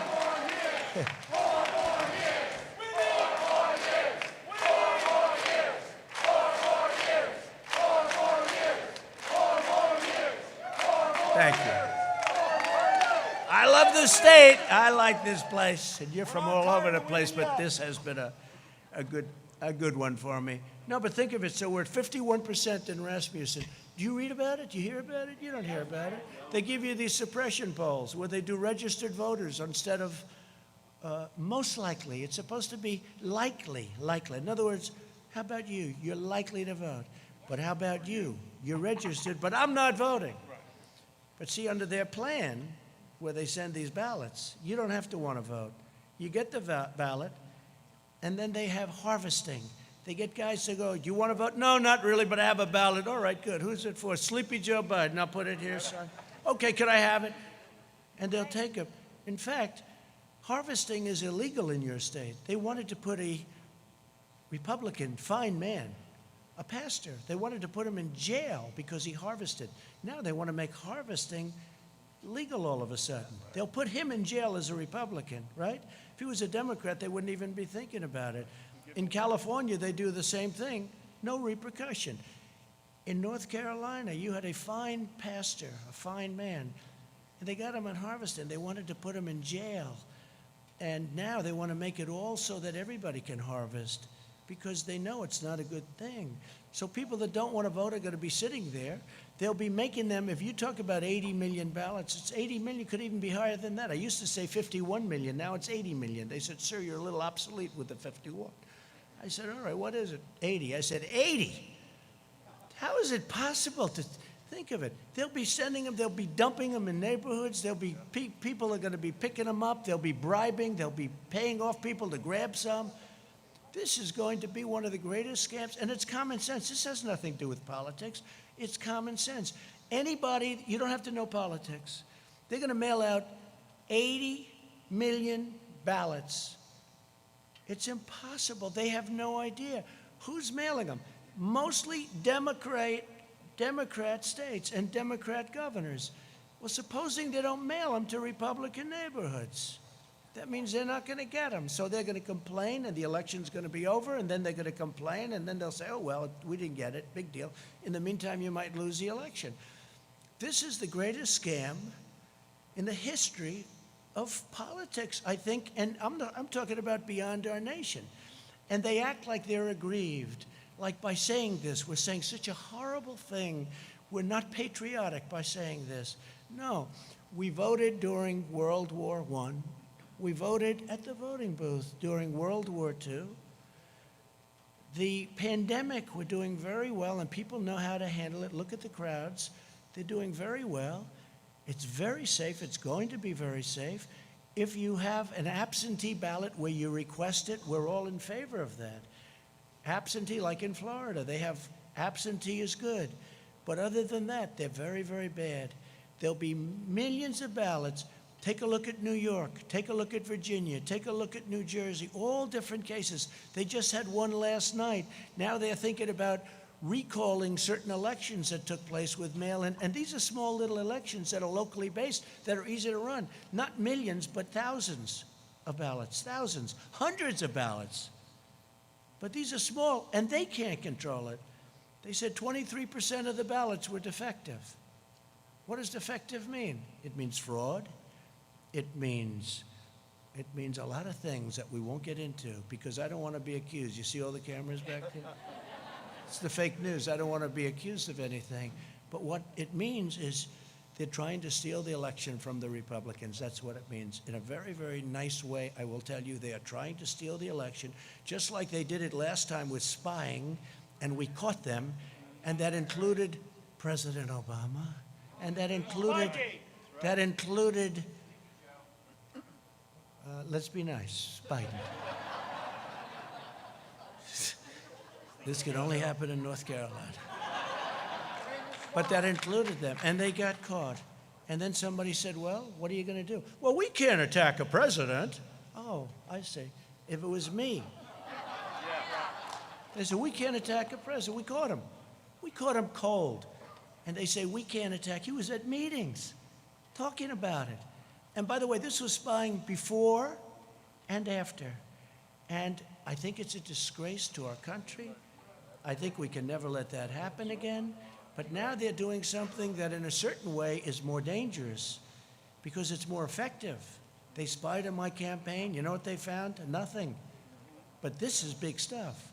This is stealing millions of votes, and it's going to be very hard. Now, we're in courts all over the country, and hopefully we have judges that are going to give it a fair call, because if they give it a fair call, we're going to win this election. The only way they can take this election away from us is if this is a rigged election. We're going to win this election. We're going to win this election.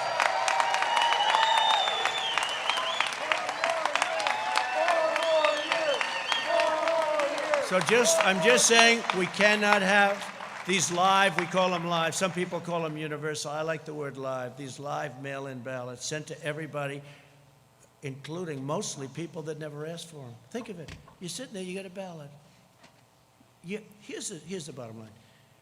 It was just given that in the polls, believe it or not, that because the polls try and treat us, that's why I respect Rasmussen, because they did well. A few of the others feel the same way, and they did well last time. Those are the ones that I look at, the ones that did well last time. And Rasmussen was very good. But if you look at it, every single vote that they have, every single vote, it's going to be looked at. A man is sitting, or a woman is sitting, waiting for nothing, watching television, has no enthusiasm. Because on enthusiasm, the polls are saying that I'm up by massive numbers, not just a little. I'm also way up on the economy, by the way, put it down, way up. But I'm up by massive, and when I say I'm up, I'm talking about we're up, okay? So if you could, please. But I'm up by massive numbers on enthusiasm. So our voters are saying, I'm very angry about this, I'll go to the poll directly and vote. But their voters are saying, I don't care if Biden gets in. He doesn't have any enthusiasm. When you go to Ohio, when you go to Wisconsin, when you go to North Carolina, when you go to a lot of states, they have the Trump-Pence sign on every lawn. It's all over the place, right? It's all over. We don't see Indiana, too. Indiana's great. Bobby Knight. We love Bobby Knight, too, I'll tell you. We love Bobby Knight and Coach Holtz and all of them. They love us and we love them. Indiana's great. Thank you. But here's the thing. So if they don't have any enthusiasm, so you'd say, are you going to vote? I'm not getting up to vote. Okay, I want to watch television instead of vote. All right. But here's a ballot. It just got to you. And he opens it. Oh, here's a ballot. What the hell am I going to do with this thing? And then they have somebody knocking on your door. And they're harvesting. Hey, have you gotten your ballot? Yeah, I have my ballot. You going to sign it? Well, if you want, I'll sign it. Here it is. Get out of here. That's the most honest way of doing it. And that's unfair. That's unfair. Because now they're taking all of that enthusiasm that our party has. And we have tremendous enthusiasm. I think we have record enthusiasm. We have a base. We have a base the likes of which nobody's seen, including these people. Wall Street Journal did a fantastic story this weekend, a fantastic cover story this weekend on this base. Is an incredible base. Everybody here is going to vote. Everybody in our base. I mean, we have a tremendous base. They don't. They have no enthusiasm for their candidate. Because frankly, Bernie Sanders, they have much more enthusiasm for him. But Bernie Sanders, excuse me, again, he's the greatest loser I've ever seen. This guy can lose and be so happy. Hillary Clinton, I want to use nice language, so I don't want to use a certain word. It starts with the word S-C. I don't want to use it because they'll say he used foul language while in North Carolina. So I won't do that. But Bernie Sanders got taken advantage of, is that okay? By Hillary Clinton, but worse, by the Democrats this time. Because if Pocahontas, Elizabeth Warren, got out of the campaign one day prior to the Super Tuesday vote, Bernie Sanders would have won every single state because Biden won by a little bit, and she didn't do well, but she took thousands and thousands of votes away in each state. If you add just a percentage of those votes back, that means that Bernie would have won easily the nomination. And I'm glad he didn't because he had much more enthusiasm. Yeah. And he would have had a base, much smaller base than ours, but equally, I have to say this, equally as enthusiastic. This base doesn't like Joe Biden. They don't like Joe Biden. I think we're going to get a lot of votes. We did last time. People were surprised, primarily because of trade, because I know how other countries take advantage of us, and I understand that. And that's something that Bernie Sanders people really feel, because I understand trade. I've done USMCA now. I got rid of NAFTA, the world's worst trade deal. China tariffs. I mean, China had the worst year they've had in 67 years prior to the plague. The worst year they've had in decades and decades. And we had the best year we've ever had. But we took in billions from China. We never took in 10 cents from China. Never took in 10 cents. They took China for 25 years, and not only Obama, for 25 years, China was taking in anywhere between 200 billion with a B and $550 billion from the United States. I give them all the credit, number one, for being smart and outfoxing all of the people that stood here and their representatives. But China, we built China. We helped build. We gave them $300, $400, $500 billion a year. Because before that, and before the World Trade Organization and they getting into it, China was flatlined. It was after that happened. And then they took advantage of us because we didn't have people that were smart enough to see. And by the way, Biden would be the worst of all of them because his son took out $1.5 billion and he gets fees on $1.5 billion, which is millions of dollars a year. Give me a break. China will own our country if this guy gets elected. We can't let it happen. We can't let it happen. So we have a big one coming. And just to finish, enthusiasm. So they take the enthusiasm now out of the equation because they're going to go knock on everybody's door. Here, would you sign this? Yeah, I'll sign it. Nobody knows who the hell is signing it. And they now want to have it where the signature doesn't have to be verified. No, that's right. The signature doesn't have to be verified. And then they're going to play the game that we're not patriotic. What they're doing is using COVID to steal an election. They're using COVID to defraud the American people, all of our people, of a fair and free election. And we can't do that. And don't let them give you the post office stuff. The Postal Service, they do a great job. They lose a lot of money. I've said if they charged Amazon and these companies doing that a couple of dollars more a package that Amazon has to pay, not the customer, you know what would happen? Post office would start doing very well, thank you. Amazon dumps all the packages. Why should we deliver it? We'll let the post office do it, lose a fortune. So if they charged Amazon, now, of course, he owns the Washington Post, so when I get bad stories in the Washington Post, I wonder why, right? I wonder why. But I just tell it like it is, right? I tell it like it is. We've accomplished more during the first 3.5 years of this administration than any president in the history of our country. And I'm not even getting, pushback. I've been saying this for 2 years, for 3 years. I used to say for 2 years, for 3 years. But we've done more, let's say just about. This way they can't say, well, somebody won a war or something, right? No. We've accomplished more than just about any administration in the history of our country. We've secured our borders. We've built our wall, which will be finished very shortly. We brought back manufacturing jobs. We've defeated the ISIS caliphate and killed al-Baghdadi. We also killed the biggest terrorist, maybe of them all. Soleimani, we killed Soleimani, right? And al-Baghdadi. We appointed 300 new judges. By the end of the first term, we will have appointed 300. It's an unheard of number.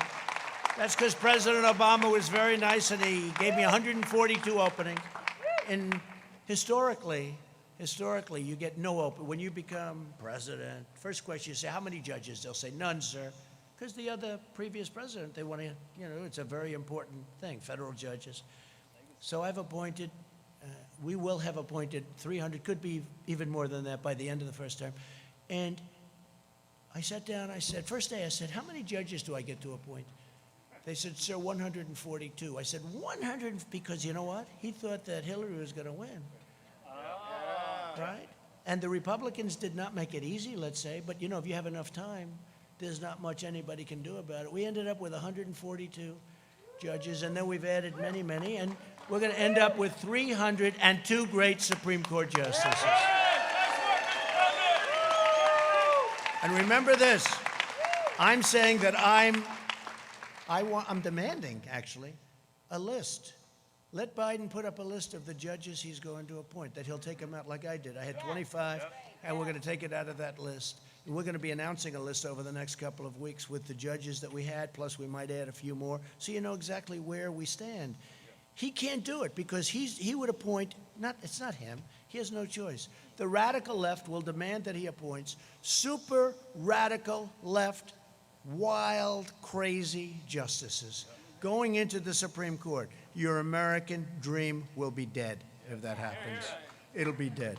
And by the way, the next president, so I've had two. Some presidents have had none. You know, I have had two in a relatively short period of time. But I will tell you that the next one could have 2, 3, 4, and even 5. The next president. This is so important. This is so, whether you're talking about life, whether you're talking about Second Amendment, whether you're talking about military, this is so important. We have to do this. We have to win this election. But we brought back manufacturing. We rebuilt our military. We wiped out ISIS. I mean, think of it. When I came, ISIS was all over Iraq. The Prime Minister of Iraq was in last week, and he said, I want to thank you for defeating ISIS. I said, now, are you talking about me or the United States? You.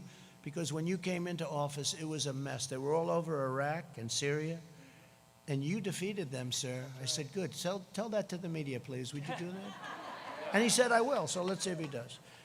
But we passed the biggest tax cuts and regulation cuts in the history of our country. We replaced the worst trade deal ever made, NAFTA, with a great USMCA deal that's going to keep our companies here, and it's going to be treating us very nicely. And I wouldn't say the other two countries were thrilled with it, but they were happy enough. And we did that, and that's another thing. They said, you'll never be able to replace NAFTA. You'll never be able to get it. And I got it. We got it through Congress.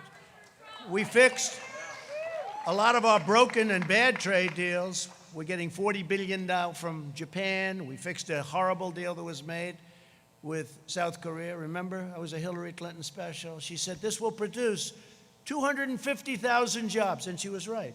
Except, unfortunately, the jobs went to South Korea, not to us. Okay?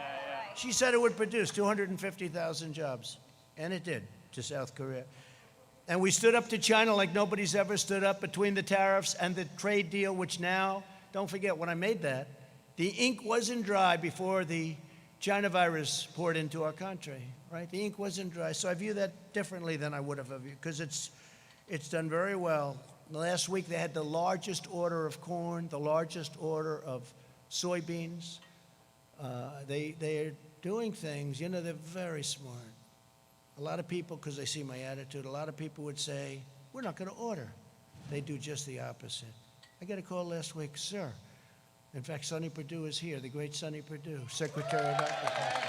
He's here. There he is. Is that right, Sonny? I got a call. They ordered it was the largest order of corn in the history of our country. Twice. The largest order of corn, the largest order of soybeans. So here's how smart. Somebody else would say, running some country, you know, they'd say, well, we're not going to do business with him. He's not saying nice things about it. China's very smart. Instead, they order more corn than we've ever thought possible, right, Sonny? Order more soybeans than we ever thought possible. And now I have farmers calling me up, sir, we love China very much. Please don't be too tough on them, please. It makes it very difficult, Sonny, right? You know, we do too good a job sometimes. We've achieved American energy independence, and we're now #1 in the world by far. And I saw where these phonies, you know, they want to end everything we've done. They want to end it. They want to go to wind. They don't even know if they want to go to wind. I think they want to just basically close up our country because they're taking away our strength. but they want to do something, but there is no such thing. Solar can't do it. I love solar, it's all fine. Very, very heavily expensive, very expensive. But they want to go to other forms of alternative energy, and I think that's okay, except we don't have them. And it's not going to power these massive factories. So we need, and hydro I love. It's one of my all-time favorites. Hydro I love, I have to tell you. That's the great dams. You don't see that too much. You know why the environmentalists say you can't build a dam there? But now we can, because we've done things that nobody thought were possible. Like, example, the Keystone Pipeline, we got that approved. The Dakota Access Pipeline, they were all bogged down, right? Right? I got it approved. Now we've got things that they said you couldn't get done. So we're energy independent, and they said we want to ban fracking. Right? No fracking. They want to. How do you think they'll do in Texas, Oklahoma, North Dakota? Louisiana's going to love it. There's no fracking. There's basically they want no fossil fuel whatsoever. Okay, no gas, no oil, no coal, no nothing. Okay, so they don't want anything. Now they're getting killed because a poll just came out in Texas. Texas wasn't happy. They want no guns, they want no oil and gas, and they want no God. No God. So it's no religion, no guns, right? No oil and gas. I don't think you're going to do too good in Texas. George Washington could come back from the dead, and he could choose as his VP candidate the late, great Abraham Lincoln. And you're not going to win the state of Texas if you have no oil, no guns, and no religion. I don't think so. You're not going to win too many places. We eliminated Obamacare's horrible and very unfair individual mandate, which basically knocked out Obamacare. It knocked out Obamacare. We've protected your Second Amendment, so important. We've protected your Second Amendment. We've cut drug prices, first time in 51 years. We got drug prices down. Now I did a favored nations clause, meaning we pay the same price as the lowest country that has the best deal. The companies are going crazy, the drug companies. They're taking ads on me. I said, I went to Mark Meadows. I said, Mark, they're killing me. They're spending, they have nothing but cash, okay? Big Pharma, they call it, for a reason. There's nobody that gives the politicians more money than Big Pharma. Nobody, not even close. So I said, well, look, if you're not going to negotiate a fair deal, we're going to do a favored nations clause to the top people, the biggest guys. They said, no, don't do that, favored nations. No, favored nations, because, we have countries out there that are paying a tiny fraction of what our people are expected to pay. So if you have a country, Germany or others, they make, by the way, UK, all of Europe, Canada pays 50%, 50% less. In fact, people leave our country, go to Canada, pick up their drugs, and they come back home. Can you believe it? This is the kind of difference. So I say, no, I want a favored nations clause. I also want a rebate clause, a rebate where instead of the money going to the middleman, who have to be the richest people in the world, they get so much. They get more money, frankly, than the drug companies. At least the drug companies make a product. So I wiped out the rebate where now it goes to people, and I instituted what's called a favored nations clause. And it's very simple. You have that in deals. It's whatever the lowest price in the world. We're the biggest purchaser of prescription drugs by far in the world. So whatever the lowest price is that other countries pay. So if you have a country paying 10 cents for a pill and we're paying $2.50, and it's not such an exaggeration, believe me, then we get it for 10. So what happens is that doesn't work, so they'll go up a little bit, we'll come way, way down. So I said, favored nations, I want to pay what the lowest price is anywhere in the world. We're the biggest purchaser. We want a favored nations. They had a heart attack, and then I signed it. They didn't believe it. They didn't believe it. And now what they're doing is they have ads, millions and millions of dollars worth of ads, that I've been horrible to the people because of drugs, and I believe in socialism. Socialism. You know why? Because some of the socialistic countries get the lowest price. So the only thing I have with socialism is I want to get their price, okay? That's the only thing. Other than that is Our country will never be a socialist country. Right?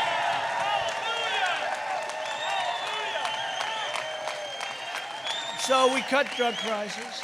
And you could get cuts. You could get cuts.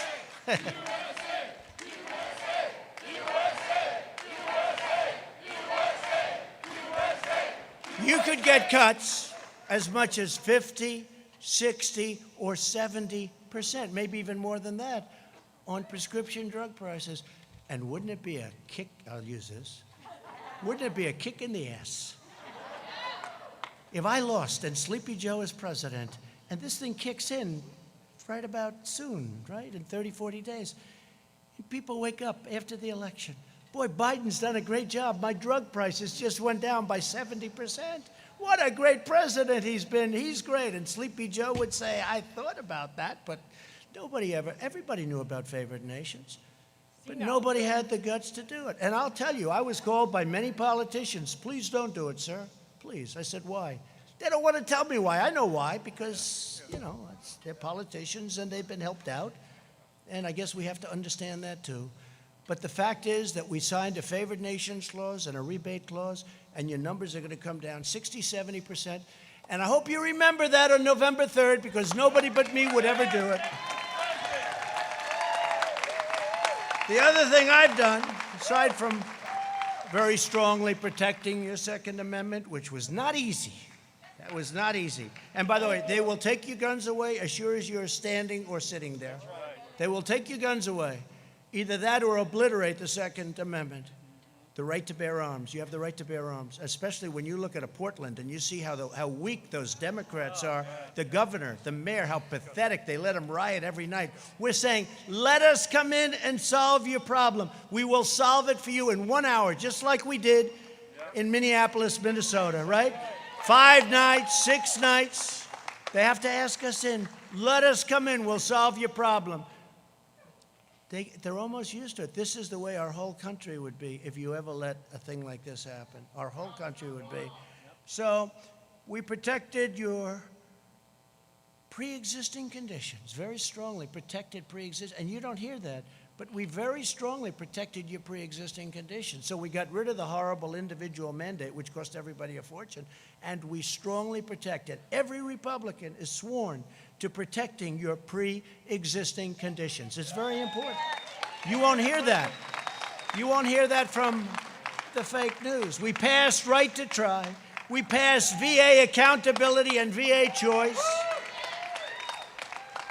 We mobilized the largest response since the Second World War. We are doing an incredible job on the China virus, but I'm going to talk to you about that Thursday night. Will anybody be listening on Thursday night? And just very quickly, in the second term, among many other things, we'll continue with our military. We've built the strongest military by far. It was depleted. Hello, nice Marine back there. It was depleted like you wouldn't believe. We have the best jets and rockets and equipment of any kind. Tanks made in Ohio. Lima. Tanks made in Ohio. So we're going to create 10 million jobs, I think very easily in the first 10 months. That's not, they want to raise your taxes. You know, all my life I've heard as a politician, you like to lower taxes, right? This is the only election where somebody said, we're going to raise your taxes. They're going to raise your taxes, quadruple your taxes. They're going to add on to the regulations so that all of these projects that we got started that are great projects, they won't be able to get built. So they're going to raise your taxes. They're going to raise your regulations, make it impossible to build a highway. It used to take 17 years, 18 years, 20 years, 21 years, long time in some cases, to get approval to build a highway, right? We have it down to 2 years now. We're going to have it down to 1. And it may get rejected for environmental or safety reasons, but we're going to know it very quickly. We're not going to take 17 years. We could name highways. They took forever. End up costing 100 times more, and they're not as good. Some of them go in circles, I mean, to get to a point. They want to miss a certain nest. So let's spend $37 million to miss. Look, we've got to be smart. We've got to be smart. We've got to win an election. Also, we're going to create tax credits for companies that bring our jobs back from China and other countries and impose tariffs on countries that take advantage of the United States. And they've been taking advantage of us for years and years, and I've already done it in certain cases. We have countries that tariff us and we don't tariff them. So they tariff us. It's very simple. It's called reciprocal. They tariff us, we tariff them. That's right, President. Thank you. We are going to fully fund law enforcement and hire more police.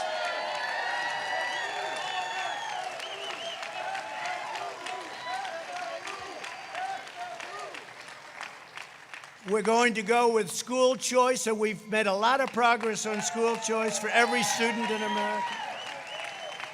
We're going to continue to expand opportunity zones. There's been nothing better. Don't forget, it was us together, that got criminal justice reform done.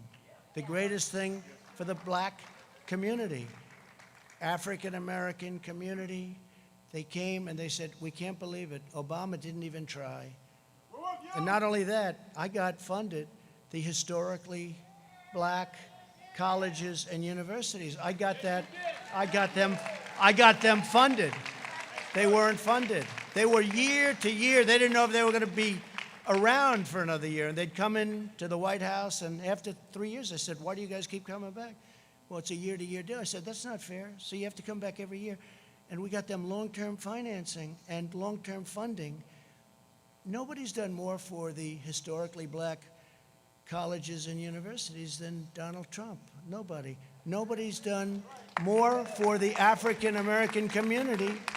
No president has done as much as anybody since Abraham Lincoln. It's true. It's true. Criminal justice reform, opportunity zones with Tim Scott of South Carolina. He's a great senator. He's a great gentleman. Tim Scott is fantastic. Opportunity zones.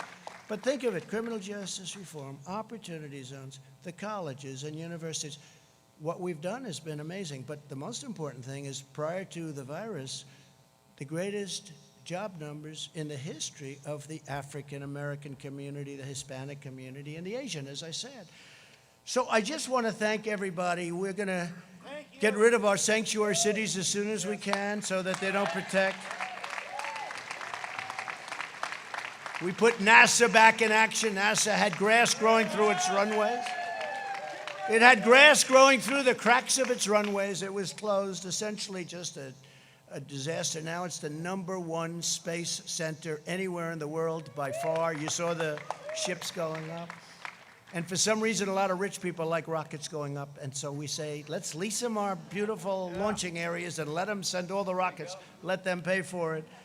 But we'll be landing on Mars. We're going to the moon. We're going to Mars. We'll be the first on Mars. Let's see if that happens. We have to do it. If we're here, it's going to happen. If somebody else is here, probably not.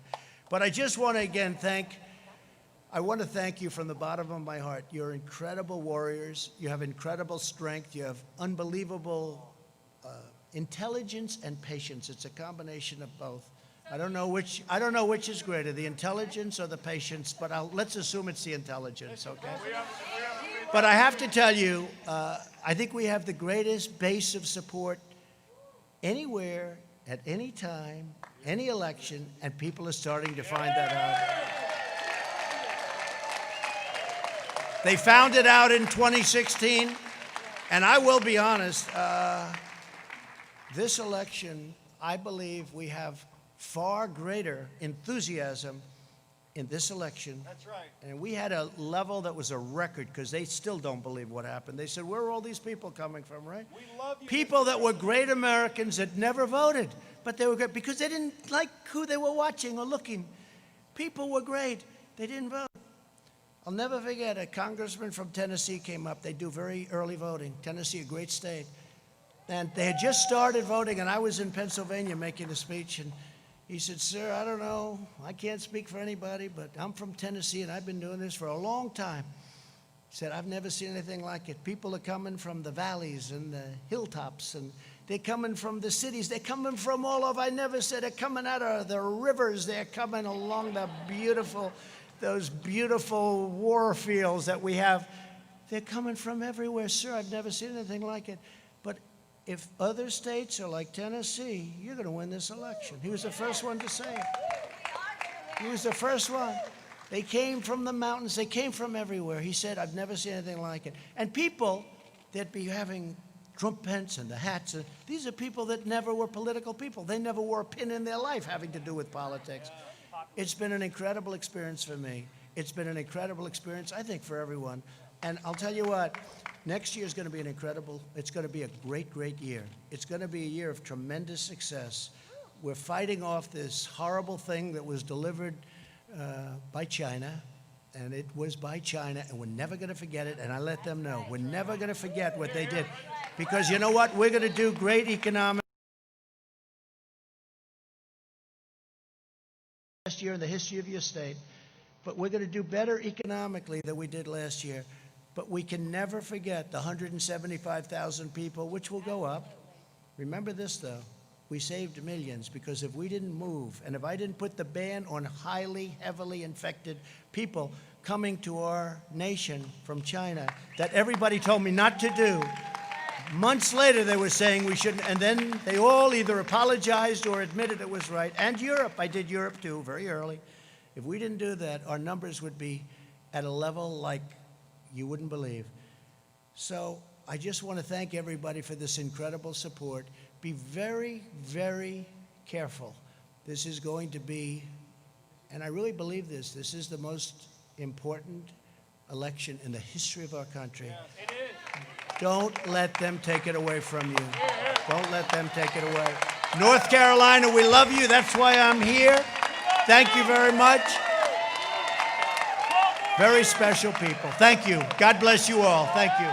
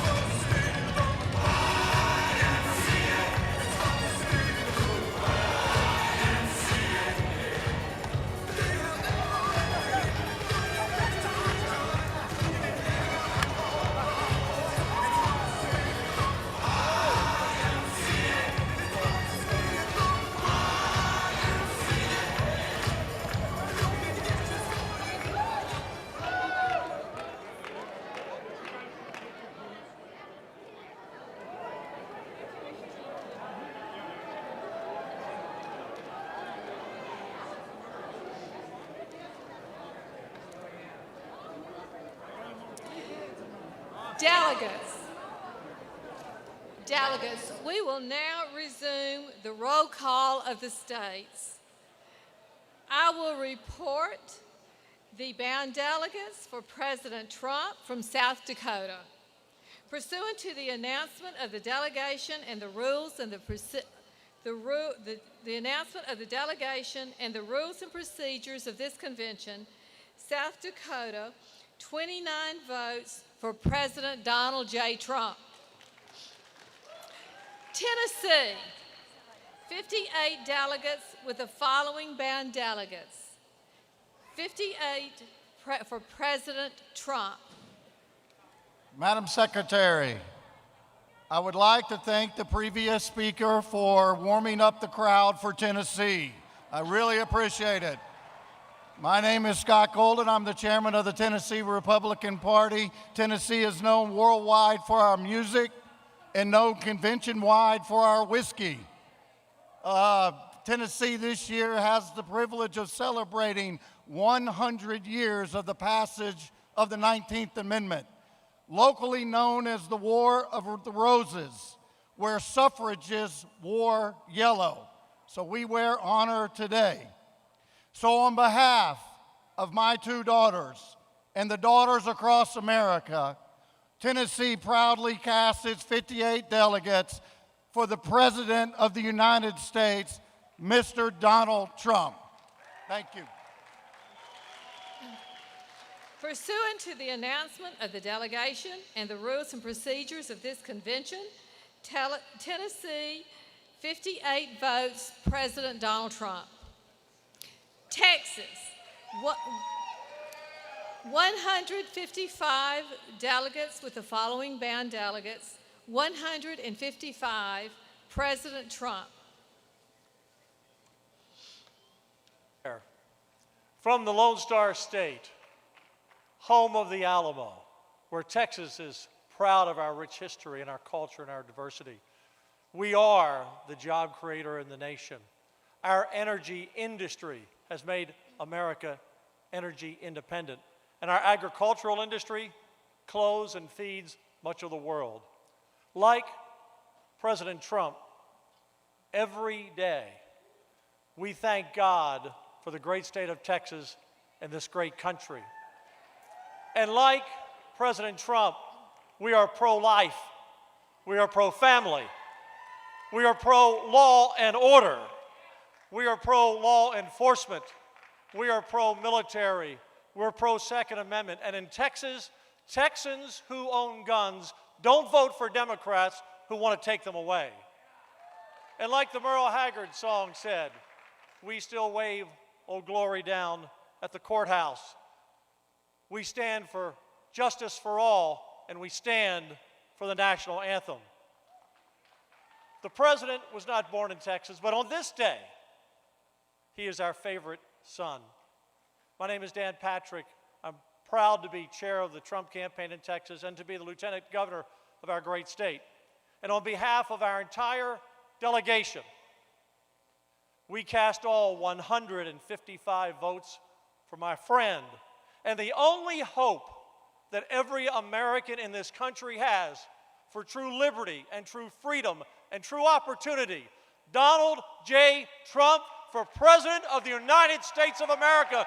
God bless you, Mr. President, and God bless Texas and this great country. Thank you. Thank you. Pursuant to the announcement of the delegation and the rules and procedures of this convention, Texas, 155 votes for President Donald J. Trump. The Virgin Islands, 9 delegates with the following band delegates, 9 for President Trump.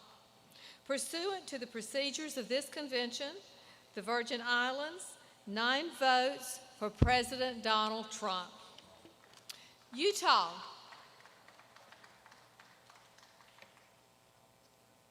with 40 delegates with the following band delegates, 40, President Trump. Madam Secretary, it's a pleasure to represent the state of Utah in the United States Senate. My name is Mike Lee, and I'm serving this week as the chairman of Utah's delegation to the Republican National Convention. Madam Secretary, Utah is home to the very first woman who ever cast a ballot under equal suffrage laws.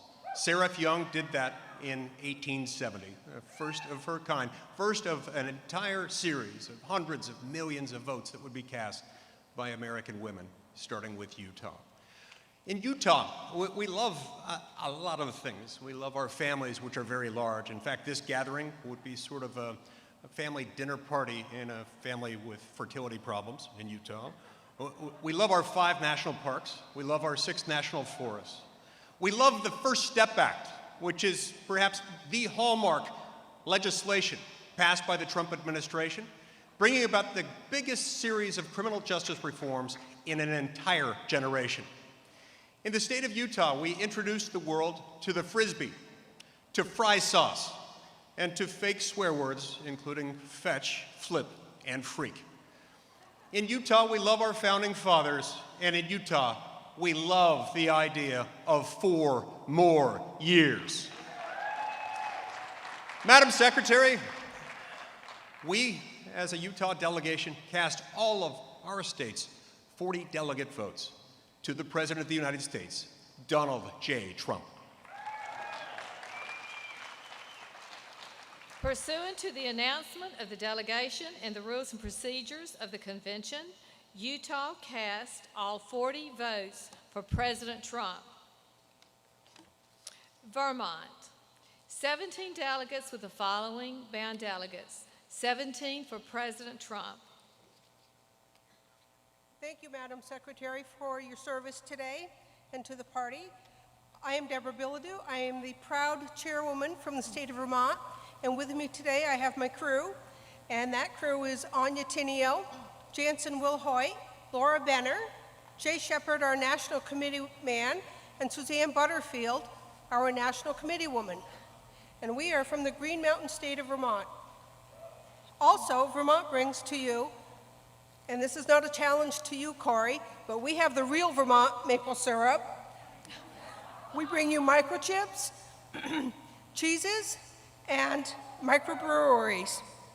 We are also the state of the home of President Calvin Coolidge. Thank you. We have some of the most accommodating homeschool policies in the country. We are proud to say that. And Vermont is the only state that has never restricted a person's right to carry concealed. And for all of you snow bunnies, we are also recognized as the ski capital of the East, so come ski with us. We are proud to cast our 17 votes for the President, Donald J. Trump. Thank you. Thank you. Pursuant to the announcement of the delegation and the rules and procedures of this convention, Vermont cast 17 votes for President Trump. Virginia, 48 delegates with the following bound delegates, 48 President Trump. Madam Secretary, Madam Chairman, my name is John Fredericks. I'm the delegation chairman of the great Commonwealth of Virginia. My delegates here today hail from the oldest governing body in America, where President Trump visited us 1 year ago to commemorate 400 years of democracy. Our delegates are proud of Virginia, the silent men and women working in America that represent Donald Trump's army that don't show up in the polls are coming back in 2020. President Trump is going to win again, only bigger. With the help of our new state chairman, Rich Anderson, Virginia, the People's Republic of Virginia, will be freed once again and go red.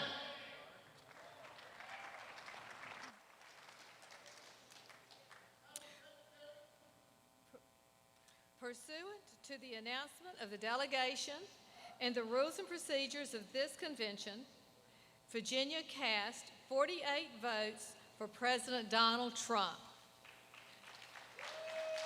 Washington, 43 delegates with the following bound delegates. 43, President Trump. Thank you, Madam Secretary. I'm Caleb Heimlich, the chairman of the Washington State Delegation. On behalf of the Evergreen State, proudly named after our first president, the most beautiful state in the nation, home to majestic mountains, rivers, hydropower, lakes, the Pacific Ocean, home to entrepreneurs, innovators, tech companies, manufacturing, farming, agricultural, natural resources, and many other fantastic industries, and a state that well knows the consequences of Democrat rule, and they're giving in to radical socialists in Seattle. On behalf of hundreds of thousands of Republican voters and our 43 delegates, we cast all of our votes for President Donald Trump. Pursuant to the announcement of the delegation and the rules and procedures of this convention, Washington cast 43 votes for President Trump. West Virginia, 35 delegates with the following bound delegates. 35, President Trump. I'm Virginia King, Delegation Chair for West Virginia. Madam Secretary, the wild, wonderful, natural resource-rich, almost heaven state of West Virginia proudly cast all of its 35 votes for our history-making president, Donald J. Trump. We pledge our country roads will help our president on his road to victory in November. Pursuant to the announcement of the delegation and the rules and procedures of the convention, West Virginia cast 35 votes for President Donald Trump. Wisconsin, 52 delegates with the following bound delegates. 52, President Trump. Madam Secretary, the great state of Wisconsin, which since its statehood has led the nation, the great birthplace of the Grand Old Party, the state at the front of the abolitionist movement, where more than 1 in 3 fought against the Democrats to end slavery, the noble state that commemorated an immigrant colonel who gave his life to end slavery, with a statue on our Capitol Square that was recently toppled in violent protest by Joe Biden's defunding the police allies. The welcoming state that just hosted President Donald J. Trump last week, Monday, and hosted Vice President Pence last Wednesday. The proud state ignored by Joe Biden for the last 664 days and counting. The dairy state of Wisconsin, where our world-famous cheese curds will be served at the celebration when we deliver our 10 electoral votes for President Donald J. Trump to put him back in the White House. The decisive state of Wisconsin, with gratitude for our president who has heard those who have been ignored for so long, thankfully casts every one of our 52 votes for Donald J. Trump. Pursuant to the announcement of the delegation and the rules and procedures of this convention, Wisconsin cast 52 votes for President Trump. The chair is prepared to announce the results. The following candidates received the following votes. I have Wyoming. Oh, Wyoming, sorry. They told me to come out. My bad. One more.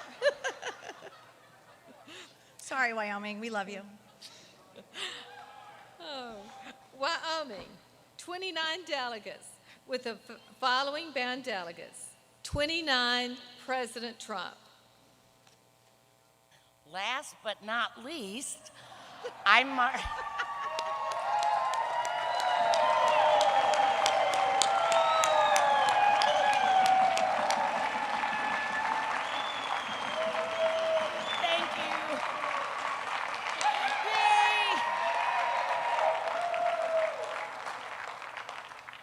I'm Marty Halverson, Delegation Chairman of Wyoming, the last best place on earth, the way America used to be and will be again under President Trump. Home of the first national park, home of the first national monument, the real home of women's suffrage, having passed a law giving women the right to vote in 1869, a full half century before the 19th Amendment was passed, home of the bucking bronco steamboat, who was only ridden by a few cowboys, but is being ridden by Donald Trump today.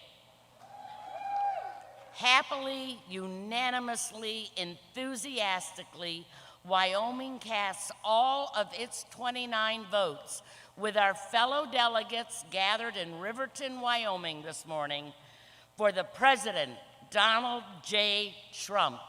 God bless America.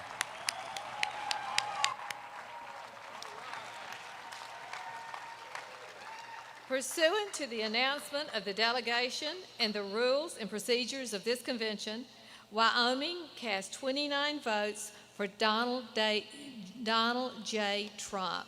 Thank you. So now the chair is prepared to announce the results. The following candidates received the following votes: 2,550 for President Donald J. Trump.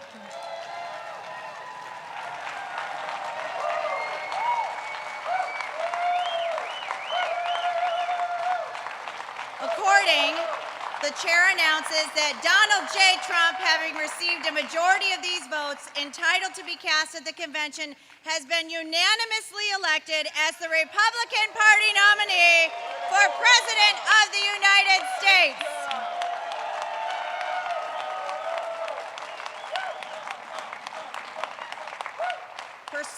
Pursuant to Rule 40D of the Rule 37E National Convention Procedures, I formally declare Donald J. Trump and Michael R. Pence the Republican nominees for President and Vice President of these United States. As we prepare to adjourn, I'd like to remind the RNC members in attendance that our organizational meeting will take place shortly after the convention adjourns. The meeting will begin at 1:30 p.m. at the Westin Hotel in the Grand Ballroom, which is on the second floor of the hotel. Lunch will be provided to the members. Please make sure you are there by 1:30 p.m. as many members need to catch flights home later this afternoon and evening.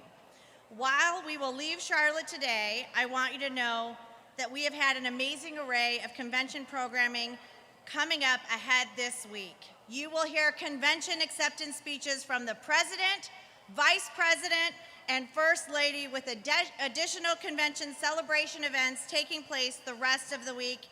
And now, please join me in welcoming back to the stage Leader Kevin McCarthy.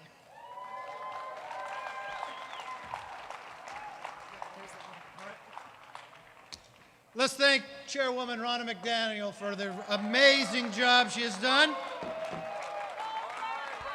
Great job. I hope you realize the difference between Republican and Democrat conventions. Our nominees show up, so just a little different. Now at this time, the chair would like to recognize the delegate from South Carolina. From the great state of South Carolina, I move that the 2020 Republican National Convention adjourns until 7:30 p.m. this evening. The motion has been made to adjourn until 7:30 p.m. this evening. Is there a second? Howdy toddy, Mr. Chairman. I'm Henry Barber from Mississippi, and I second the motion. The motion has been made and second. Is there any discussion? Hearing no discussion, the chair will call for a vote. All those in favor signify by saying aye. Aye. Any opposing, say nay. In the opinion of the chair, the ayes have it, and the motion is adopted. We are adjourned.